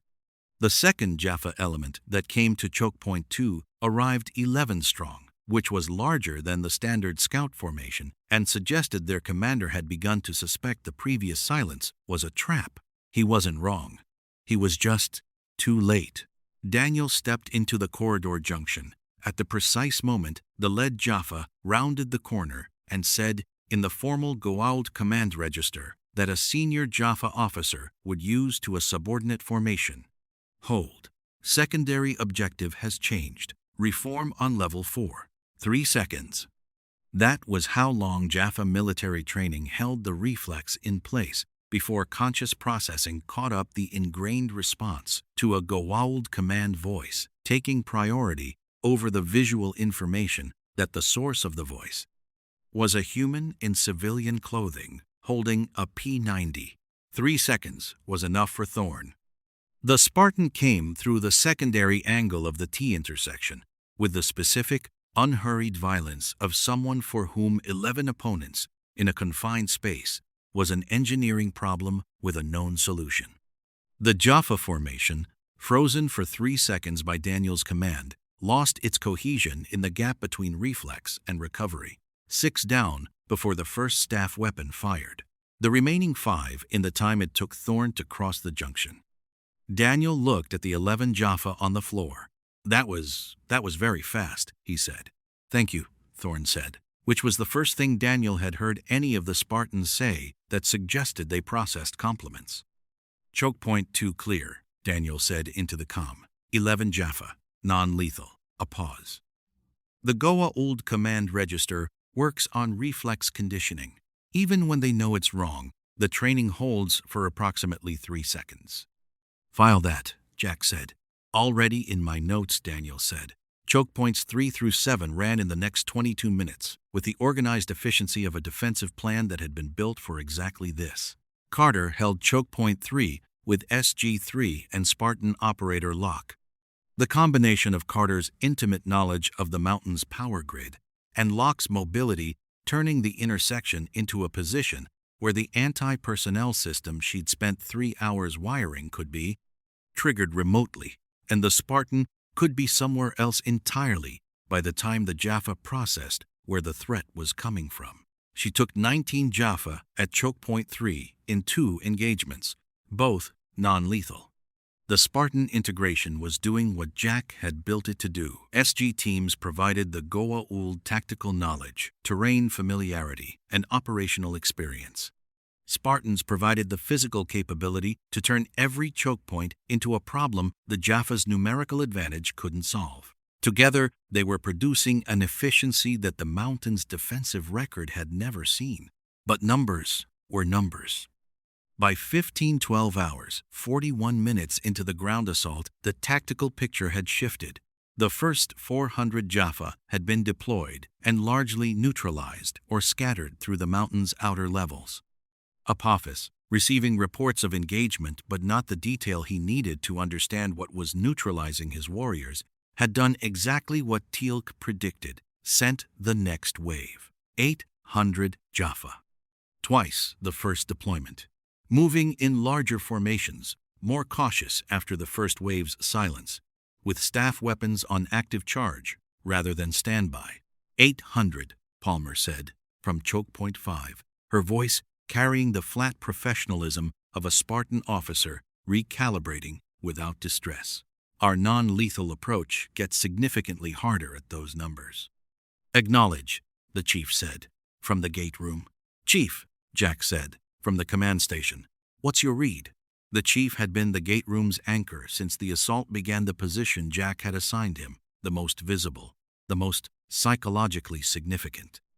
3 times in the last 40 minutes, Jaffa scouts had reached the gate room approach corridor, seen the Spartangent 2 in full Mjolnir standing in front of the Stargate, and done the thing that Teal'c had predicted trained soldiers would do when they encountered something completely outside their tactical library: hesitate.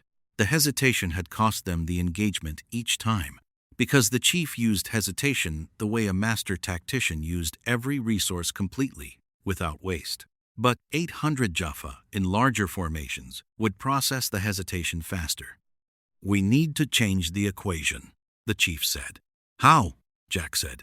The Jaffa are moving in larger formations because the individual choke points aren't stopping them fast enough. In their mind, they're losing warriors, but they don't know why, and they're compensating with mass, the chief said.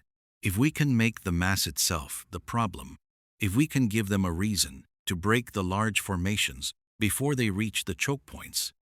Fragmentation, Cortana said through the external speaker. She had been running the engagement data continuously, her fragmentation showing at the edges, but her analysis precise. Not tactical fragmentation, psychological. The Jaffa formations are staying large because they're drawing confidence from each other's proximity. If we remove that confidence, if we make the corridors themselves dangerous in a way that large formations amplify rather than reduce. The power grid, Carter said instantly through the comm. She had been listening. Carter was always listening. The sub-level conduits. If I reroute the tertiary power feed to the floor plating on levels 3 and 4 low-level electromagnetic pulse, not enough to kill, more than enough to interfere with staff weapon discharge at close range. It affects our weapons too, Jack said. SGC weapons are solid projectile or shielded energy, Carter said. P90S won't care. ZATs will need a workaround. Staff weapons operate on a Naquadah-based discharge that the EM field will partially scatter. It won't disable them, but it will reduce their effective range from 40 meters to approximately 12. In a 3-meter-wide corridor, Jack said. Staff weapons at 12-meter effective range in a 3-meter-wide corridor, Carter said, are significantly less terrifying. And large formations in a EM field environment, Cortana said, create interference stacking between individual staff weapons. The more Jaffa carrying active staff weapons in close proximity, the more the field degrades their weapons' performance. A formation of 50 becomes less effective per individual than a formation of 10. So the larger they come, Palmer said, the weaker they get. In the affected corridors, Carter said. Yes, do it, Jack said. Already doing it, Carter said, which Jack had expected. The electromagnetic pulse reroute completed at 1,521 hours. The effect on the Jaffa formations entering levels 3 and 4 was not immediate. The Jaffa didn't know what had changed, only that their staff weapons were behaving strangely, the discharge patterns shorter and more diffuse than training had prepared them for.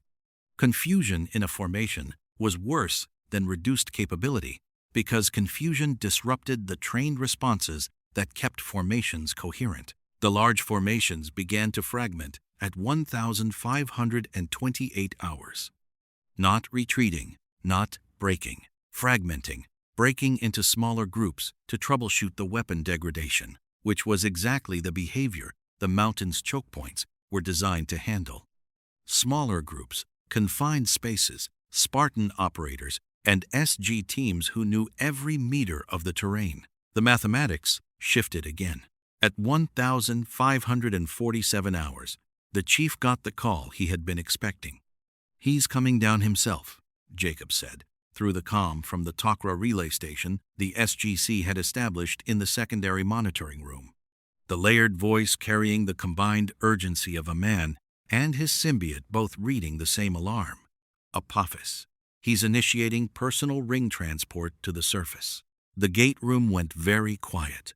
"His personal shield is active," Jacob continued. "Horus guard 12 warriors. He's not coming to negotiate. Selmak believes he's coming for the gate room.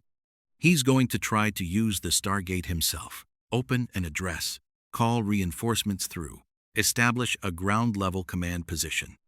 "He's going to dial out," Jack said, from the command station. "He's going to use our gate to pull his reinforcements in faster than they can travel by ship." "The Iris," the chief said. "The Iris stops ring transport and unscheduled gate arrivals," Jack said. "If Apophis dials out from inside the gate room, if he gets to the DHD, we can't stop what comes through from the other side without destroying the gate itself." He paused. "If he gets to the gate room, he wins." The chief looked at the Stargate behind him, at the DHD to its left, at the gate room's entry corridors, 4 approaches, all of them mapped, all of them held. 8. "He won't get to the gate room," the chief said.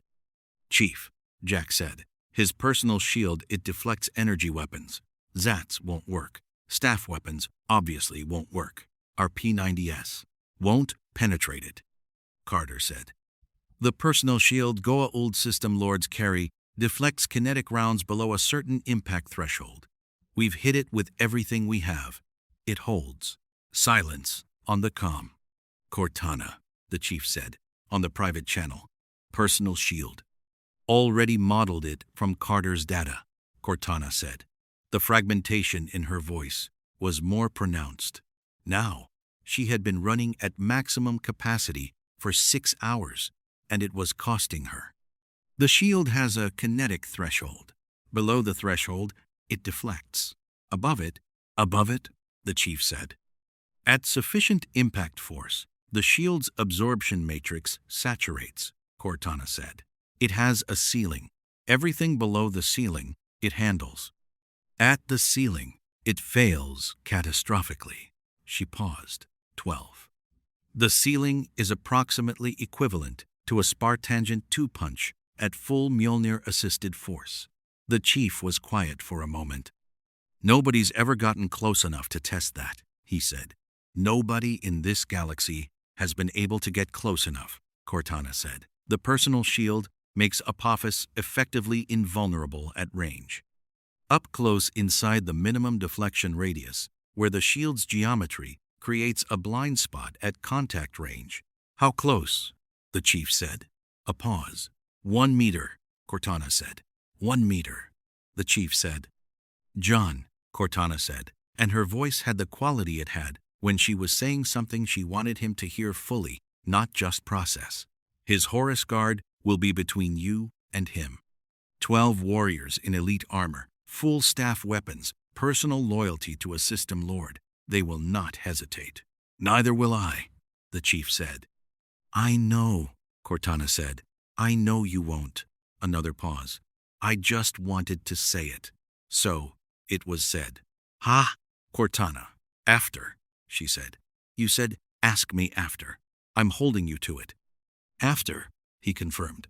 He checked the MA5B, checked the M6D on his hip, ran the Mjolnir diagnostic one more time, shield generator, mobility systems, neural interface, and found everything green.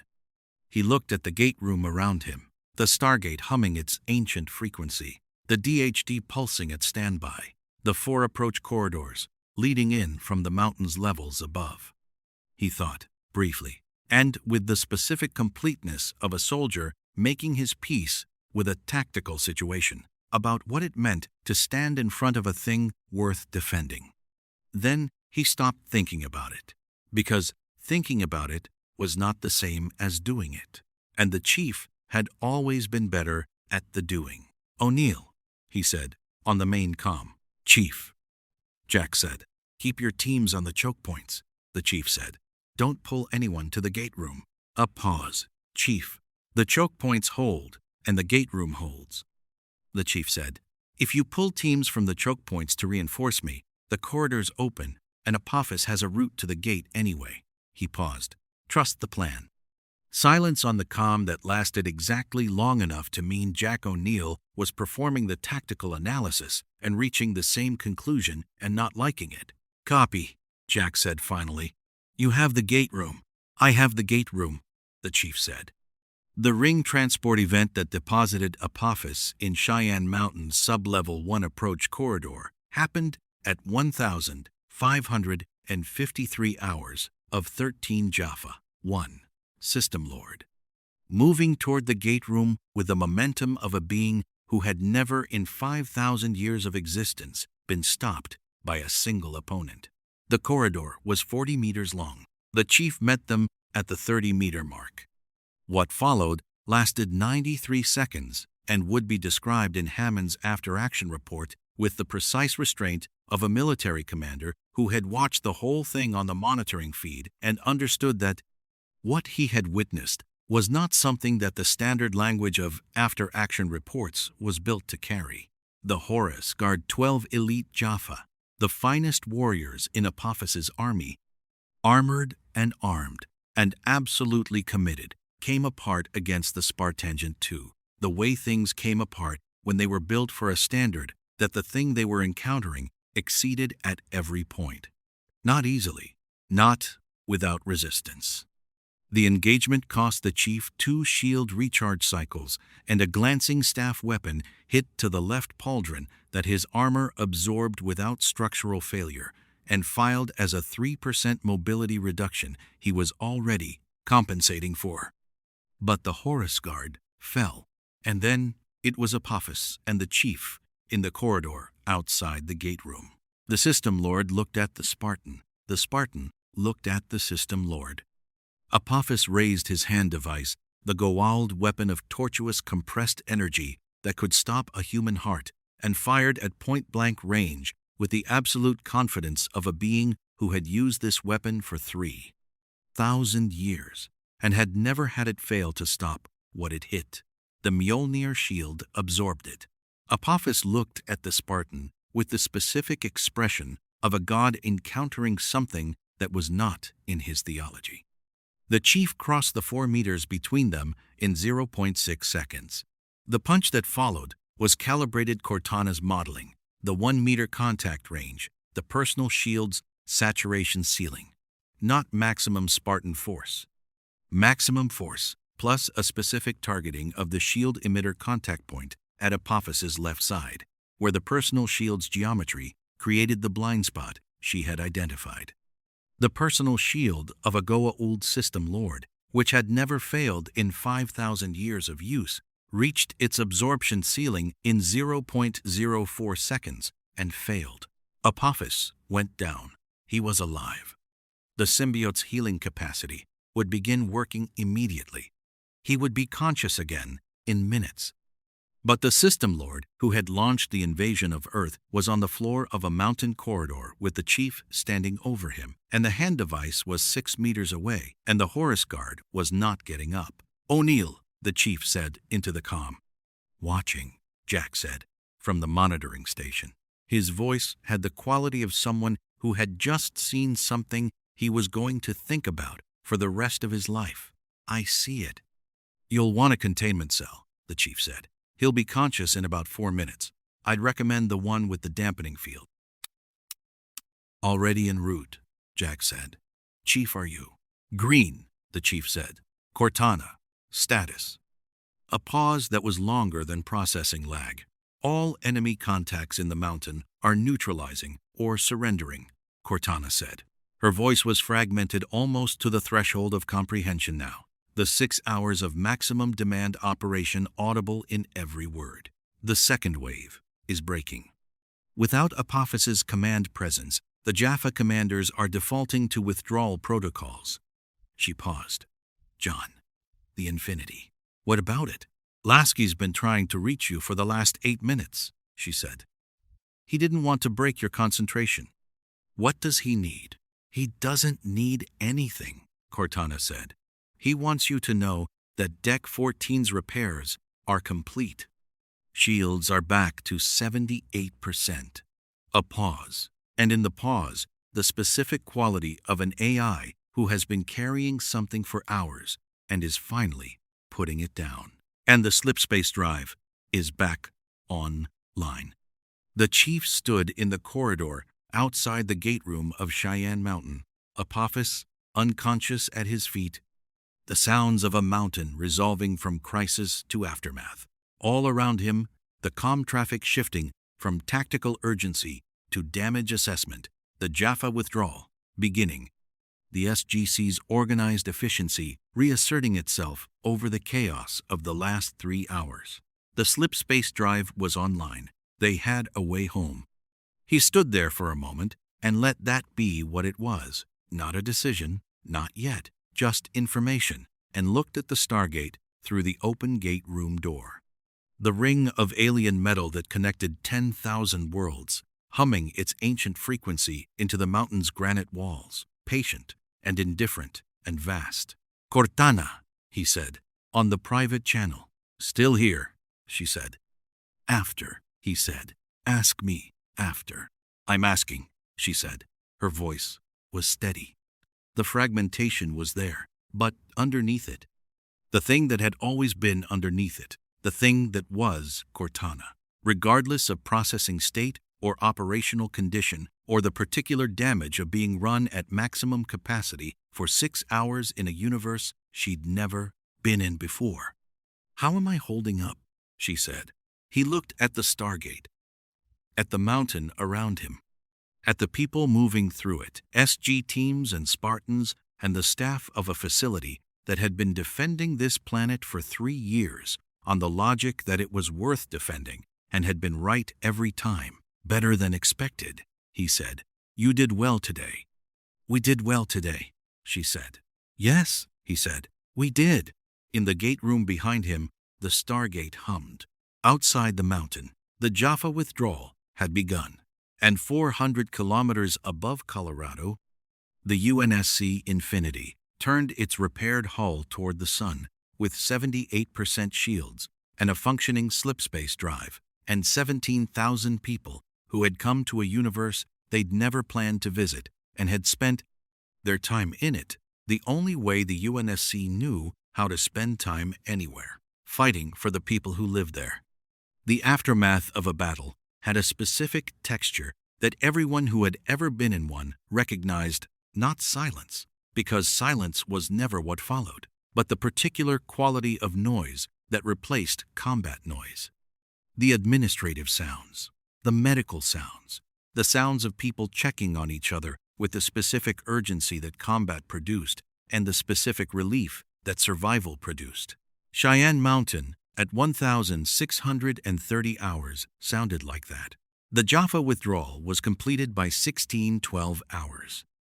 Of the 1,200 Jaffa who had entered the mountain across 2 waves, 943 had been neutralized non-lethally and were currently in the SGC's improvised containment to the gymnasium, the secondary storage levels.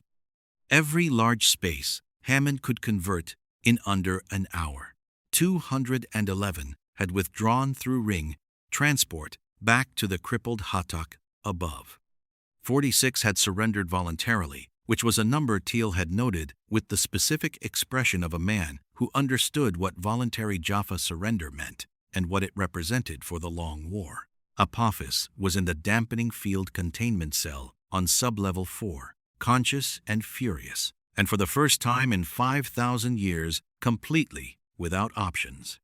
The Tok'ra had already sent 3 separate communications about his disposition, each one more diplomatically urgent than the last, which Hammond had read and set aside for the conversation he was going to have about Apophis's long-term status after the immediate situation was resolved. One thing at a time. Captain Thomas Lasky came through the Stargate at 1,645 hours.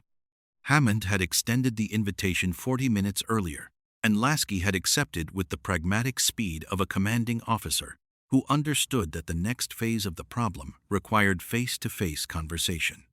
He came through with Palmer and 2 aides, looked at the gate room with the expression of a man encountering something that his entire engineering background was immediately trying to reverse engineer, and extended his hand to Hammond before Hammond had fully descended the ramp. "General Hammond," Lasky said, "I owe you an apology for the unscheduled arrival."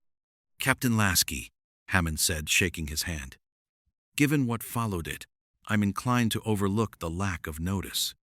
They looked at each other with the mutual assessment of 2 commanding officers who had been conducting a coordinated operation through radio relay for 7 hours and were now completing the picture with a physical meeting. "Your people," Lasky said. "What they did in this mountain today?" "Your ship," Hammond said. "What it did in orbit." They understood each other. Hammond turned and led Lasky toward the briefing room, and the conversation that had been conducted in fragments across 7 hours of combat finally had the space to become complete.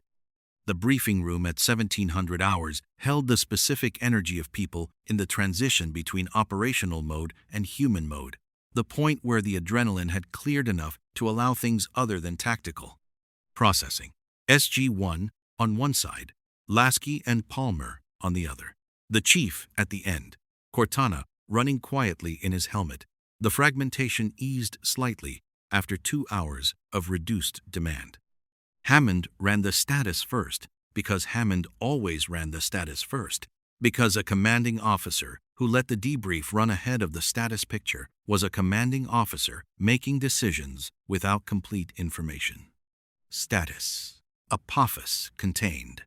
Hatak crews either withdrew or surrendered in increasing numbers as the news of their god's capture spread through the fleet. Teal had anticipated this.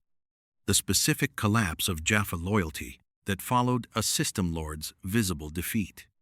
The reinforcement fleets from U and Kronos had received the news through Goa'uld communication channels and had altered course, a development that Selmak described as the best possible outcome of the day's events, because 2 system lords who had been coming to collect Apophis's technology were now going home empty-handed and afraid. The threat was resolved, for now, in the way that threats in this galaxy were ever resolved provisionally, pending the next development, with the understanding that the war continued and today was one day in it. Lasky listened to the full status with the focused attention of a commanding officer absorbing an operational picture. When Hammond finished, he said, "The slipspace drive. Online," the chief said. "We can go home," Lasky said.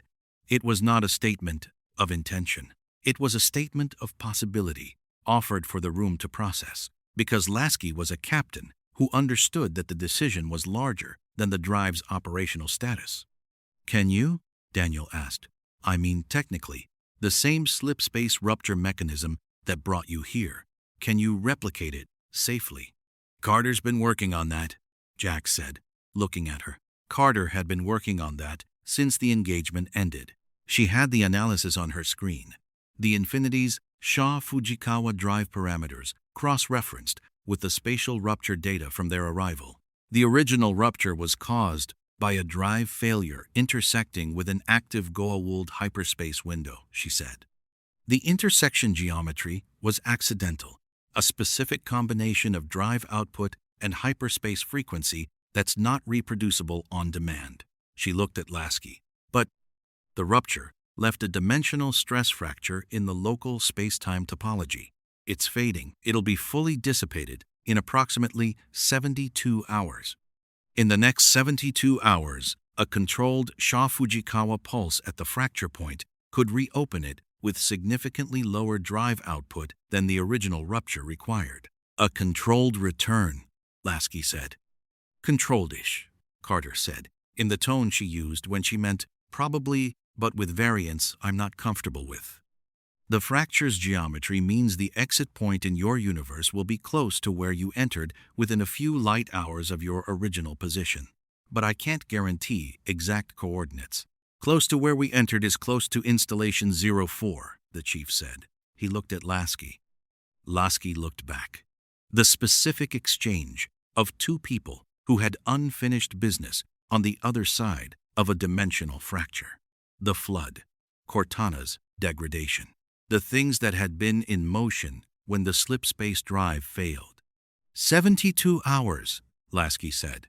Approximately, Carter said. The fracture degrades non-linearly.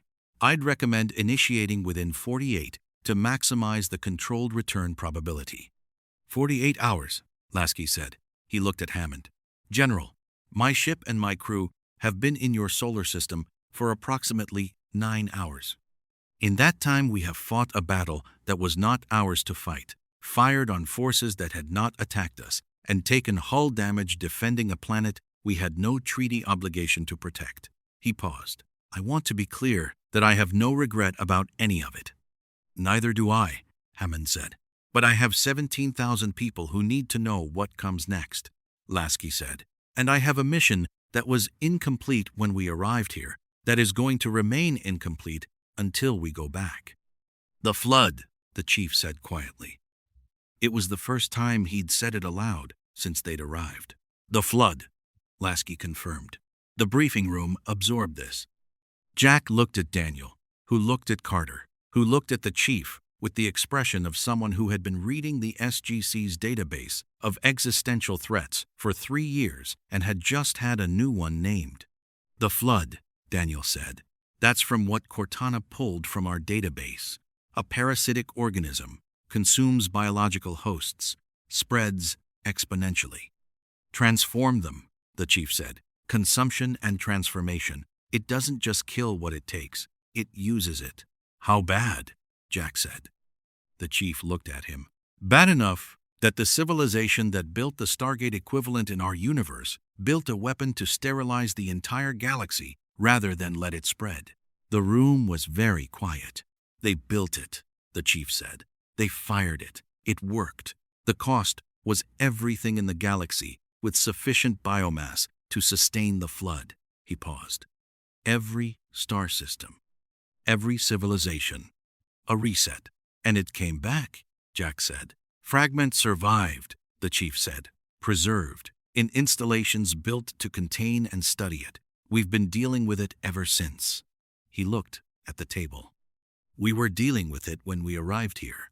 Hammond looked at the chief for a long moment. Then at Lasky. Your mission is to contain it. Our mission was to destroy a specific installation where it had re-emerged, Lasky said. The mission was incomplete when the drive failed. He paused. If we don't go back, the installation remains active, the chief said. We go back, Lasky said. It was not a question. It was the only sentence available to a commanding officer who had 17,000 people and a clear mission and a 48-hour window. Hammond nodded. Then, we used the 48 hours well. What followed was a 48-hour period that the SGC's mission logs would later record as the most information-dense collaborative operation in the facility's history, not because of the scale of the events, but because of the quality of what was exchanged. Carter and the Infinity's engineering team spent 18 hours working on a comprehensive technical exchange, MAC, Cannon Kinetic Impact Data, cross-referenced with Goa'uld shield harmonics. The complete spectral analysis of Hatok propulsion and weapon systems, the Infinity's sensor array recalibrated with 3 years of SGC alien tech data. The exchange was mutual, deliberate, and understood by both sides to be the kind of information that could change the long-term outcome of 2 separate wars in 2 separate universes. Lasky gave Hammond the complete UNSC tactical library on large-scale fleet engagement, alien threat assessment protocols, and the Spartan program's operational doctrine, not the classified engineering details, but the tactical philosophy, the principles that had produced the most effective soldiers either universe had ever developed. Hammond gave Lasky the complete SGC mission database, 3 years of gate addresses, alien cultures, threat assessments, and hard-won knowledge about how to fight a war in a galaxy full of gods with delusions of permanence. Daniel and the Infinity's cultural liaison team produced 48 hours of cross-referenced comparative xenobiology, cultural anthropology, and linguistic analysis that Daniel would spend 6 months processing, and that would quietly reshape the SGC's understanding of the range of possible human civilizations across the multiverse. Teal'c and Palmer ran 3 joint training exercises in the mountain's lower levels. Jaffa Tactical Doctrine meeting Spartan operational training in the specific synthesis that produced things neither tradition had accessed alone. And in the evenings, or what passed for evenings in a mountain with no windows, the conversations happened that couldn't be scheduled or structured. Jack O'Neill and Captain Lasky found themselves in the commissary at 0200 hours on the second night, both unable to sleep, both working on the same institutional problem from different angles. "You're going back to a fight you don't know you can win," Jack said. "You're staying in one you've been losing for 3 years," Lasky said. "We're not losing," Jack said. "You're not winning," Lasky said. It was not unkind. It was the honest assessment of a commander who had read 3 years of mission reports in 2 days. Jack looked at his coffee. "No," he said. "Not yet." He looked at Lasky. "How do you keep going when the mission is that scale, when the cost is that clear?" Lasky looked at his own coffee. He thought about it the way a commanding officer thought about questions that had operational answers buried inside personal ones. "The chief," he said finally. "I watch him. He has never, in every situation I've been in with him, he has never operated from the assumption that it wasn't winnable. Not optimism, not stubbornness. Just the complete absence of the alternative." He paused. "It's contagious." Jack looked at the door to the commissary, beyond which the mountain ran at its night shift rhythm. "Carter does that for me," he said. "She's always already 3 steps into solving the thing I'm still assessing as unsolvable." He paused. "And Daniel keeps reminding me why it matters. When I forget." He looked at Lasky. "You need both. The person who makes it solvable and the person who makes it worth solving." "You have both," Lasky said. "So do you," Jack said. Lasky looked at him. "Cortana," he said. "And the chief?" Jack said. "He makes it solvable. She makes it worth solving." Lasky was quiet for a moment. "She's deteriorating," he said. It was said with the specific weight of a commanding officer acknowledging a reality he had no current solution for: the rampancy, the AI degradation process. "She has time, but not unlimited time. Carter's been running parallel analysis on her processing architecture," Jack said. Lasky looked at him. "I know. Carter told me." He paused. "She thinks she might have something, a stabilization approach, based on the ancient database and some Asgard cognitive architecture theory she's been developing." "She thinks," Jack said. "Carter thinking is worth more than most people know." "I told her that," Lasky said. "What did she say?" "She said she'd have a working model in 3 weeks, and she'd gate it to the Infinity if we could leave a stable address." Jack looked at his coffee, then at Lasky. "We can leave an address," he said. The chief and Cortana spent the second night in the gate room. Not standing guard, the mountain was secure, Apophis contained, the Jaffa withdrawal complete. But the chief had found, over the last 2 days, that the gate room had a quality he recognized from certain places in his own universe, the places where the scale of what was at stake became most visible and most tolerable simultaneously. The Stargate had that quality. The ring of ancient alien metal, built by beings who had ascended beyond the need for it and left it running for the civilizations that came after, broadcasting its patient frequency into the mountain's granite. "You've been thinking about something since the corridor," Cortana said. "Yes," the chief said. "The punch," she said. "The punch," he confirmed. His shield had never failed before. In 5,000 years, nobody had gotten close enough to test its ceiling. "You got close enough," Cortana said. "Because you told me the ceiling existed," the chief said. "Because you found it in 3 years of data that those people collected by surviving things that should have killed them, and you told me where to stand and how hard to hit." He looked at the Stargate. "You won that fight, Cortana." A pause. "We won that fight," she said. "Like always." "Like always," he confirmed. The Stargate hummed. "John," she said. "When we go back, we go back," he said. "When we go back," she said again, patiently.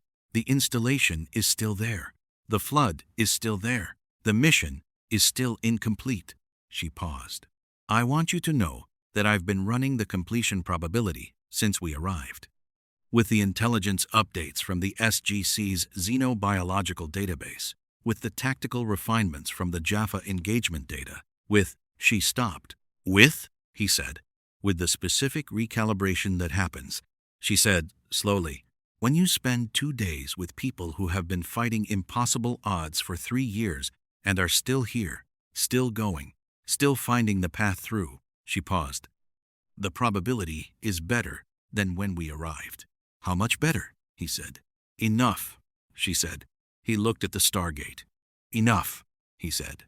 The departure happened at 0900 hours on the second day, at the spatial fracture point 14,000 kilometers from Earth, where the Infinity had arrived. Now thin to the narrow window Carter had estimated, and steady enough for a controlled pulse. The SGC sent 2 things with them.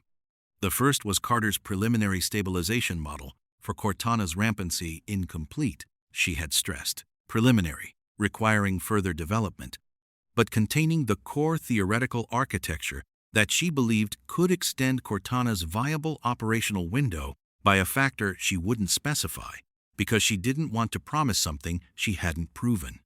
She had worked 31 of the last 48 hours on it, and had sent it to the Infinity's engineering database with the specific note, "This is a starting point. I'll have more. Leave the address active." The second was a gate address. Not Earth's address. The SGC had learned 3 years ago not to give Earth's address to anyone it hadn't known long enough. But a relay address, a dead drop point in a neutral system where information could be left and retrieved, a mailbox between universes in case the fracture was not the last connection between them. Hammond shook Lasky's hand at the Stargate ramp for the last time. "Safe journey, Captain. And to you, General," Lasky said. "Keep the gate." "Always," Hammond said. Palmer and the chief exchanged the Spartan acknowledgement, the specific nod, visor to visor, that carried the full weight of operational respect between soldiers who had worked at the same level and found each other sufficient. Then Palmer was through the gate and gone, back up to the Infinity on the Pelican that was waiting. The chief was last. He stood at the base of the gate room ramp, with Jack, Daniel, Carter, and Teal'c in a loose arc, the Stargate behind him, the mountain around him. Jack looked at the chief with the expression he wore when he had something to say that he was going to say simply because that was the only way he knew how to say anything important. "You held the gate room," he said. "You built the mountain worth holding," the chief said. Jack looked at him for a moment. Then he nodded, once. The nod of a soldier to a soldier, across the gap of 2 centuries and 2 universes. Daniel shook the chief's hand. If Cortana ever wants to compare notes on Forerunner ancient linguistic parallels, he said, the relay address works both ways. She'll want to, the chief said. She's already started a file. I heard that, Cortana said through the external speaker. I know, the chief said. Carter looked at the armor one last time with the eyes of an engineer who had identified 3 months of research in a single observation and had been given 48 hours to begin exploring it instead. The Mac Cannon kinetic threshold data we exchanged, she said. It's going to change our entire orbital defense program. The Goa'uld shield harmonic data you gave us, the chief said, is going to change how we engage shielded targets for the next decade. He paused. Thank you, Colonel. Thank you, Chief, Carter said. Teal'c stepped forward. He looked at the chief with the complete, settled attention of a warrior who had completed his assessment and arrived at his conclusion. He placed his right fist against his chest, the Jaffa salute, the one reserved for warriors of genuine distinction, the one Teal'c had given fewer than 10 people in his 30 years of service. You are a warrior of sufficient quality, Teal'c said. I do not use those words lightly. The chief looked at him. Neither do I, he said. He placed his own fist against his chest in the same gesture, the Mjolnir armor, making it look like a monument rather than a salute, but carrying the same weight. Teal'c inclined his head. Indeed, he said. The chief turned and walked up the ramp. At the event horizon, he paused, looked back at the gate room one last time, at the people who had been fighting this war for 3 years, on the logic that it was worth fighting, who had never had the orbital asset to do it from strength until 9 hours ago, who would go back to doing it without one after he left, and would keep doing it anyway, because that was what they were. Watch your 6, he said. It was the closest thing to farewell available to a soldier who processed connection through the language of operational care. Watch yours, Jack said. The chief stepped through the stargate. The event horizon shimmered, steadied, and went still. In the solar system's outer reach, at the spatial fracture point that Carter had been monitoring since Infinity's arrival, the Shaw Fujikawa drive initiated its controlled pulse at 0923 hours. The fracture reopened, controlled, calibrated, the geometry Carter had predicted, and the UNSC Infinity, 5.7 kilometers of the most powerful human warship ever constructed, slipped through the membrane between universes with the smooth, deliberate authority of a ship whose captain had used every hour of his 48 to prepare for exactly this. The fracture sealed behind it. The solar system was quiet. Earth turned in its orbit. The 2 crippled Hatak drifted in the outer path. Their Jaffa crews, in the early stages of the conversation that Teal'c had already begun facilitating the conversation about what a Jaffa owed a god, who had been knocked unconscious by a single soldier in a corridor and left on a mountain floor. A conversation with known outcomes, in Teal'c's experience. Good outcomes. For the long war. In Cheyenne Mountain, Hammond wrote his after-action report with the specific compression of a commanding officer who had learned that the full truth, delivered without context to people who hadn't been there, produced outcomes nobody wanted. The classified section was longer than usual. It concluded, the UNSC Infinity and Master Chief Petty Officer John 117 arrived in this solar system through an uncontrolled dimensional transit event and remained for 48 hours. In that time, they engaged and neutralized a Goa'uld invasion fleet that our conventional assets could not have stopped, conducted the most productive technical exchange in SGC history, and demonstrated a standard of military professionalism that has reset this command's frame of reference for what is possible under extreme conditions. We know they went home to an incomplete mission of extraordinary difficulty. We know they went anyway. That is the correct decision. That is what soldiers do. The relay address has been established. I have directed Colonel Carter to continue developing the Cortana stabilization model as a primary research priority. Whatever connection exists between this universe and theirs, it is worth maintaining. The Stargate has 10,000 addresses. Today, we learned it has more. He looked at the last line for a long moment, left it in. Epilogue. 3 weeks later, a data packet arrived at the relay address. Carter retrieved it at 0600 hours on a Tuesday, before anyone else was in the gate room, because Carter was always in the gate room before anyone else, and the universe had clearly decided to reward that habit today. The packet contained 3 things. First, mission completion confirmation. The installation had been neutralized. The flood containment was holding. Cortana had performed the operation's final calculations from a degraded processing state and had gotten every one of them right, because Cortana got them right even when she shouldn't have been able to, because that was what Cortana did.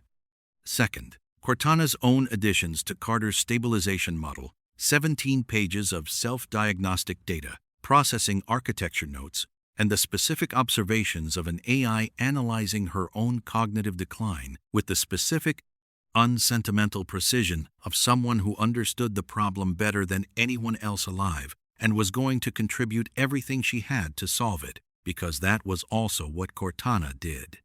Third, a single line, no sender identification, no context required. "We're still here." Carter read it twice. Then she smiled the specific smile of a scientist who has received confirmation of a hypothesis she had staked significant professional credibility on and found it exactly right. She printed it, put it on the briefing room board above the gate address relay coordinates. When Jack came in 40 minutes later, coffee in hand, he read it, looked at Carter. I looked at the board. "Theirs," he said. "Theirs," she said. Jack looked at the line for a moment, the 3 words that carried everything that needed to be said about people who fought impossible wars and came out the other side. "Good," he said. And the gate room hummed, and the Stargate waited with its 10,000 addresses, and somewhere across the membrane of dimensions in a universe that was not this one, a Spartan and a fragmented AI were already running the next mission. The SGC had a specific relationship with the days that followed significant events. Not recovery exactly recovery implied a return to a previous state, and the previous state was never what you returned to, because significant events changed the baseline permanently. What the days after felt like was more like recalibration. The mountain is finding its new level. The people in it adjusted to a picture of the world that had been redrawn by what they'd just been through. The day after the Infinity left, the mountain ran at recalibration tempo. Teal'c spent the morning with the 46 Jaffa who had surrendered voluntarily. He sat with them in the converted gymnasium that Hammond had designated as their temporary holding space, not a prison, not exactly. Though the doors were guarded, and talked with them the way Bratak had once talked with him, not with arguments, not with ideology, with questions. What did you see in that corridor? What did it tell you about the God you serve? What does a God look like when he is unconscious on a mountain floor? The answers came slowly at first, the way answers always came from Jaffa, who had been trained since birth to replace doubt with faith haltingly, at the edges, in the specific way that certainty begins to crack when the evidence against it becomes too large to route around. By midday, 31 of the 46 had asked to speak with Bratak's network. Teal'c reported this to Hammond, with the expression of a man who had been waiting 30 years for the arithmetic to start moving in the right direction, and was finding, incrementally, that it was. 31, Hammond said. 31 who asked, Teal'c said. The remaining 15 are not yet ready, but they are thinking. He paused. A Jaffa who is thinking is a Jaffa who is no longer certain. A Jaffa who is no longer certain is a future-free Jaffa, Hammond said. Given time, Teal'c said, and patience, and the continued evidence that what they believe to be divine is in fact merely powerful. He paused. A Spartangen 2 provided that evidence more efficiently than anything we have managed in 3 years. Don't tell Jack that, Hammond said. He'll want one. O'Neill already wants one, Teal'c said. He expressed this opinion 4 times during the engagement. "I have not," Hammond almost smiled. "Dismissed, Teal'c." "General," Teal said, and inclined his head. Daniel spent the day in his office with the door closed and the Do Not Disturb indicator active, which everyone on the SGC staff understood meant he was doing the work that needed to be done before it could be done for anyone else. The notes from the last 48 hours covered 6 notebooks and 3 legal pads and 2 whiteboards and the back of a mission report he'd grabbed because it was the nearest flat surface when the thought arrived.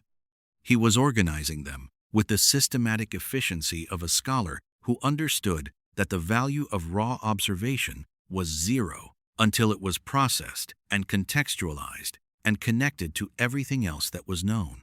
The comparative analysis of Forerunner and ancient civilizations alone was going to take 3 months.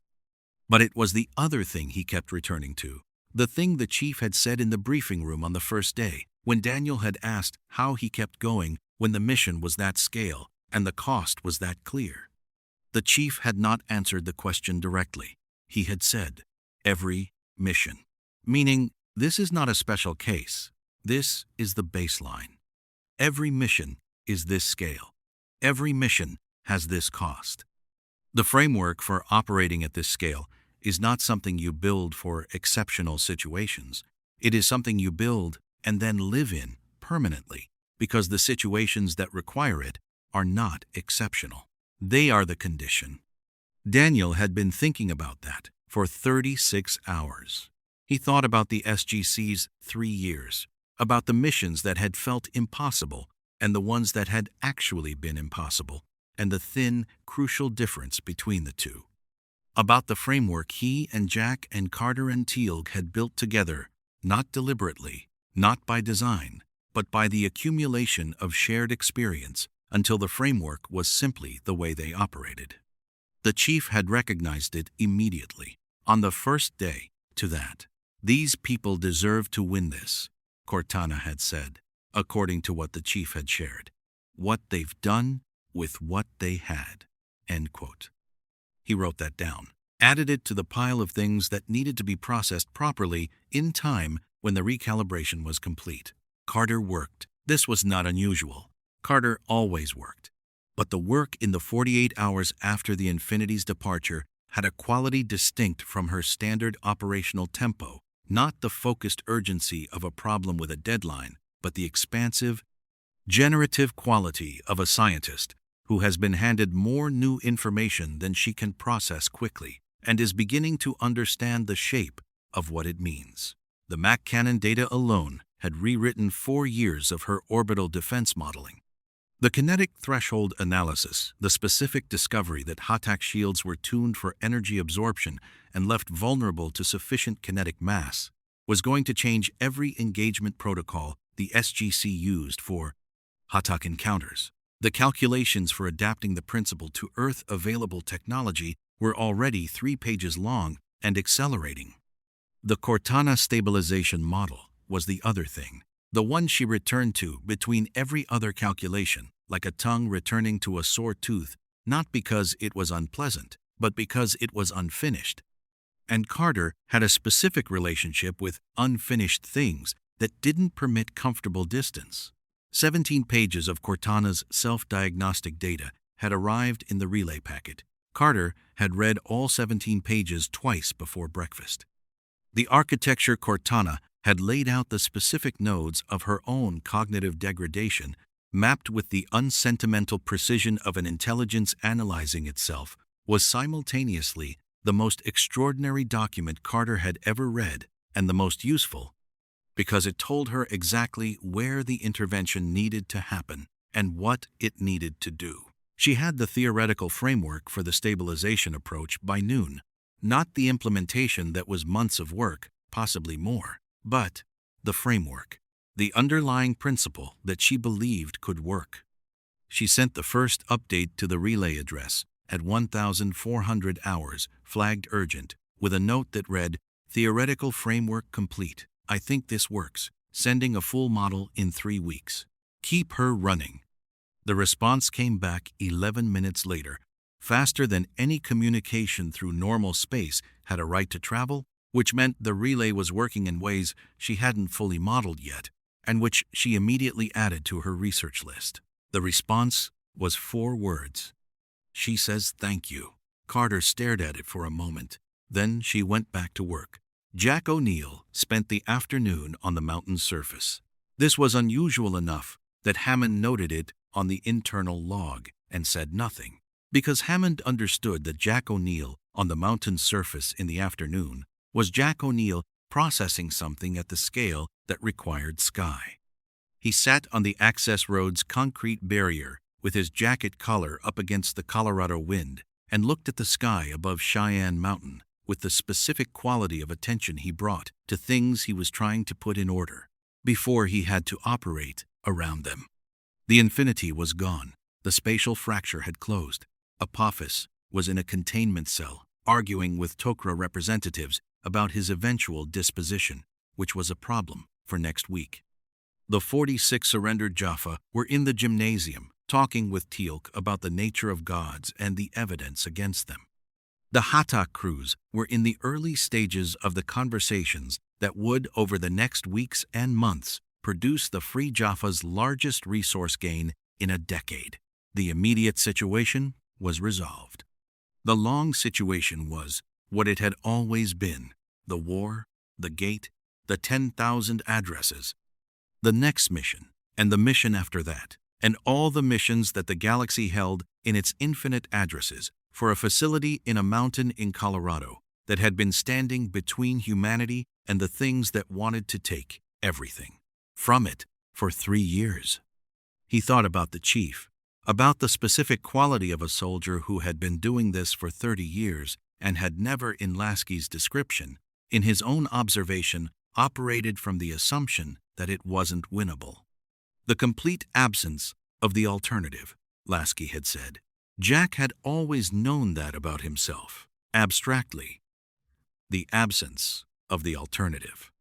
But hearing it described from outside, seeing it in someone else first, recognizing it as the thing that made the long war possible, had given it a clarity it hadn't had before. He was going to lose people. He had lost people. The long war demanded that cost, and would continue to demand it, and the only thing that changed between losing people and being destroyed by losing people was the framework you held it in. The framework: it is winnable. The alternative does not exist. Keep going. He sat with that for a while. Then he took out his phone and called the mountain's commissary. "Yeah, it's O'Neill. Is there coffee? Good. I'm coming down." At 1,800 hours, Hammond called the 4 of them to the briefing room.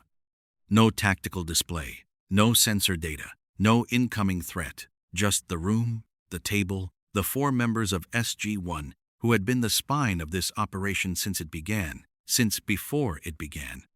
Since the first day 3 years ago, when the gate opened and the galaxy declared itself larger and more dangerous than anyone had planned for. He looked at each of them. Jack, who had the expression of a man who had done his processing and arrived back at operational readiness, which was Jack's version of peace. Carter, who still had equations running behind her eyes but was present in the room in a way that meant the most urgent things were under control. At Daniel, who had the settled, slightly unfocused quality of a scholar who had organized his observations into the beginning of understanding. At Teal'c, who was simply himself, complete, present, the specific gravity of a man who had found his purpose and lived it without remainder. 3 years ago, Hammond said, we opened the gate and found a galaxy full of false gods and genuine threats and people across 1,000 worlds who deserved better than what they had. He paused. In 3 years, you have done things that this command was not designed for, not resourced for, and not prepared for. You have done them anyway. He looked at the table, at the gate room below the window. Yesterday, a ship from another universe came through a dimensional fracture and spent 48 hours fighting a war that wasn't theirs. They did it because it was the right thing to do. He looked up. They recognized you because you are the same kind of people they are. That recognition tells me something. "What does it tell you, sir?" Carter asked. "That we are building something here," Hammond said. "Not just a facility, not just a military operation, something larger. Something that the galaxy, maybe more than one galaxy, is going to need to have been built in the years to come." He paused. "I want you to know that I understand that. And that whatever comes next, whoever comes through that gate, whatever address we dial, whatever the galaxy decides to send us, we will meet it the same way we have met everything else. With insufficient resources and excessive determination," Jack said. "Yes," Hammond said. "Exactly that." The briefing room was quiet for a moment, with the quality of quiet that follows something true being said by someone who has earned the right to say it. Then Jack stood. "Carter, Daniel, Teal'c." He looked at each of them. "We have a mission briefing tomorrow at 0800 P2X338. Standard reconnaissance, possible Naquadah deposit, low threat assessment." He paused. "Try not to make it complicated." "It's always complicated," Daniel said. "It's always complicated," Carter agreed. "Indeed," Teal'c said. Jack looked at the three of them with the expression he wore when the people around him reminded him why the work was worth doing. The brief, warm, entirely private expression that he would have denied having if anyone had described it to him. "Yeah," he said, "it is." They filed out of the briefing room. The Stargate hummed in the room below, patient and ancient, its 10,000 addresses waiting in the silence of the mountain with the same indifference it had always had to the scale of what depended on it. It did not care about the missions or the cost or the long war. It only opened when you dialed it. Everything else was human. At 2,300 hours, Carter was alone in the lab with the stabilization model and the 17 pages of Cortana's self-diagnostic data, working by the light of 3 screens. The mountain was quiet at this hour. The gate room below ran on night shift minimum crew. The corridors had the particular emptiness of a space designed for many that was content at the moment with few. She thought about what it would mean if she got this right. An AI that should have degraded, that had been degrading, that had been running on sheer precision and determination through the cracks in her own architecture, stable, functional, herself for longer. She thought about Cortana processing 3 years of SGC data in 4 minutes, about 17 pages of self-diagnostic observations that had given Carter more useful engineering data than 3 years of Asgard collaborative research. About an intelligence analyzing its own decline with the specific, unsentimental precision of something that understood the problem and was going to contribute everything it had to solving it. She thought about the 4 words in the relay message. She says, "Thank you."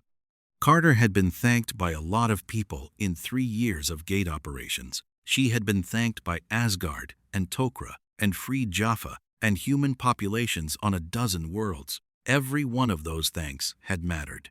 This one was different. This one was from someone who understood precisely and completely what Carter was trying to do and what it would cost and what it meant. The specific thank you of a peer who recognized the work. Carter added 3 more pages to the model. At 0100 hours, she stopped, looked at what she had, and ran a verification check on the theoretical framework. It was held. She saved the file. I looked at it for a moment. Then she sent the second update to the relay address with a note that read, "Framework verified. This is going to work. Tell her to hold on." She turned off 2 of the 3 screens. Left the third running because the third had the stabilization model open, and she was going to think about it while she slept, which was how Carter slept, with the most important unsolved problem open in the background, available for the processing that happened in the hours her conscious mind released its grip on the work. She walked out of the lab and down the corridor toward the residential level. Behind her, on the screen she'd left running, the stabilization model continued its verification cycles with the patient efficiency of mathematics that had been set in motion and did not need watching to continue. Down the corridor, into the room with no windows. And the mountain held its breath. The gate hummed. And somewhere across the membrane of dimensions, in a universe that had its own war and its own costs and its own long road between where things were and where they needed to be, a Spartan and a fragmented AI were doing what they had always done, moving forward through whatever was in front of them, with the complete absence of the alternative.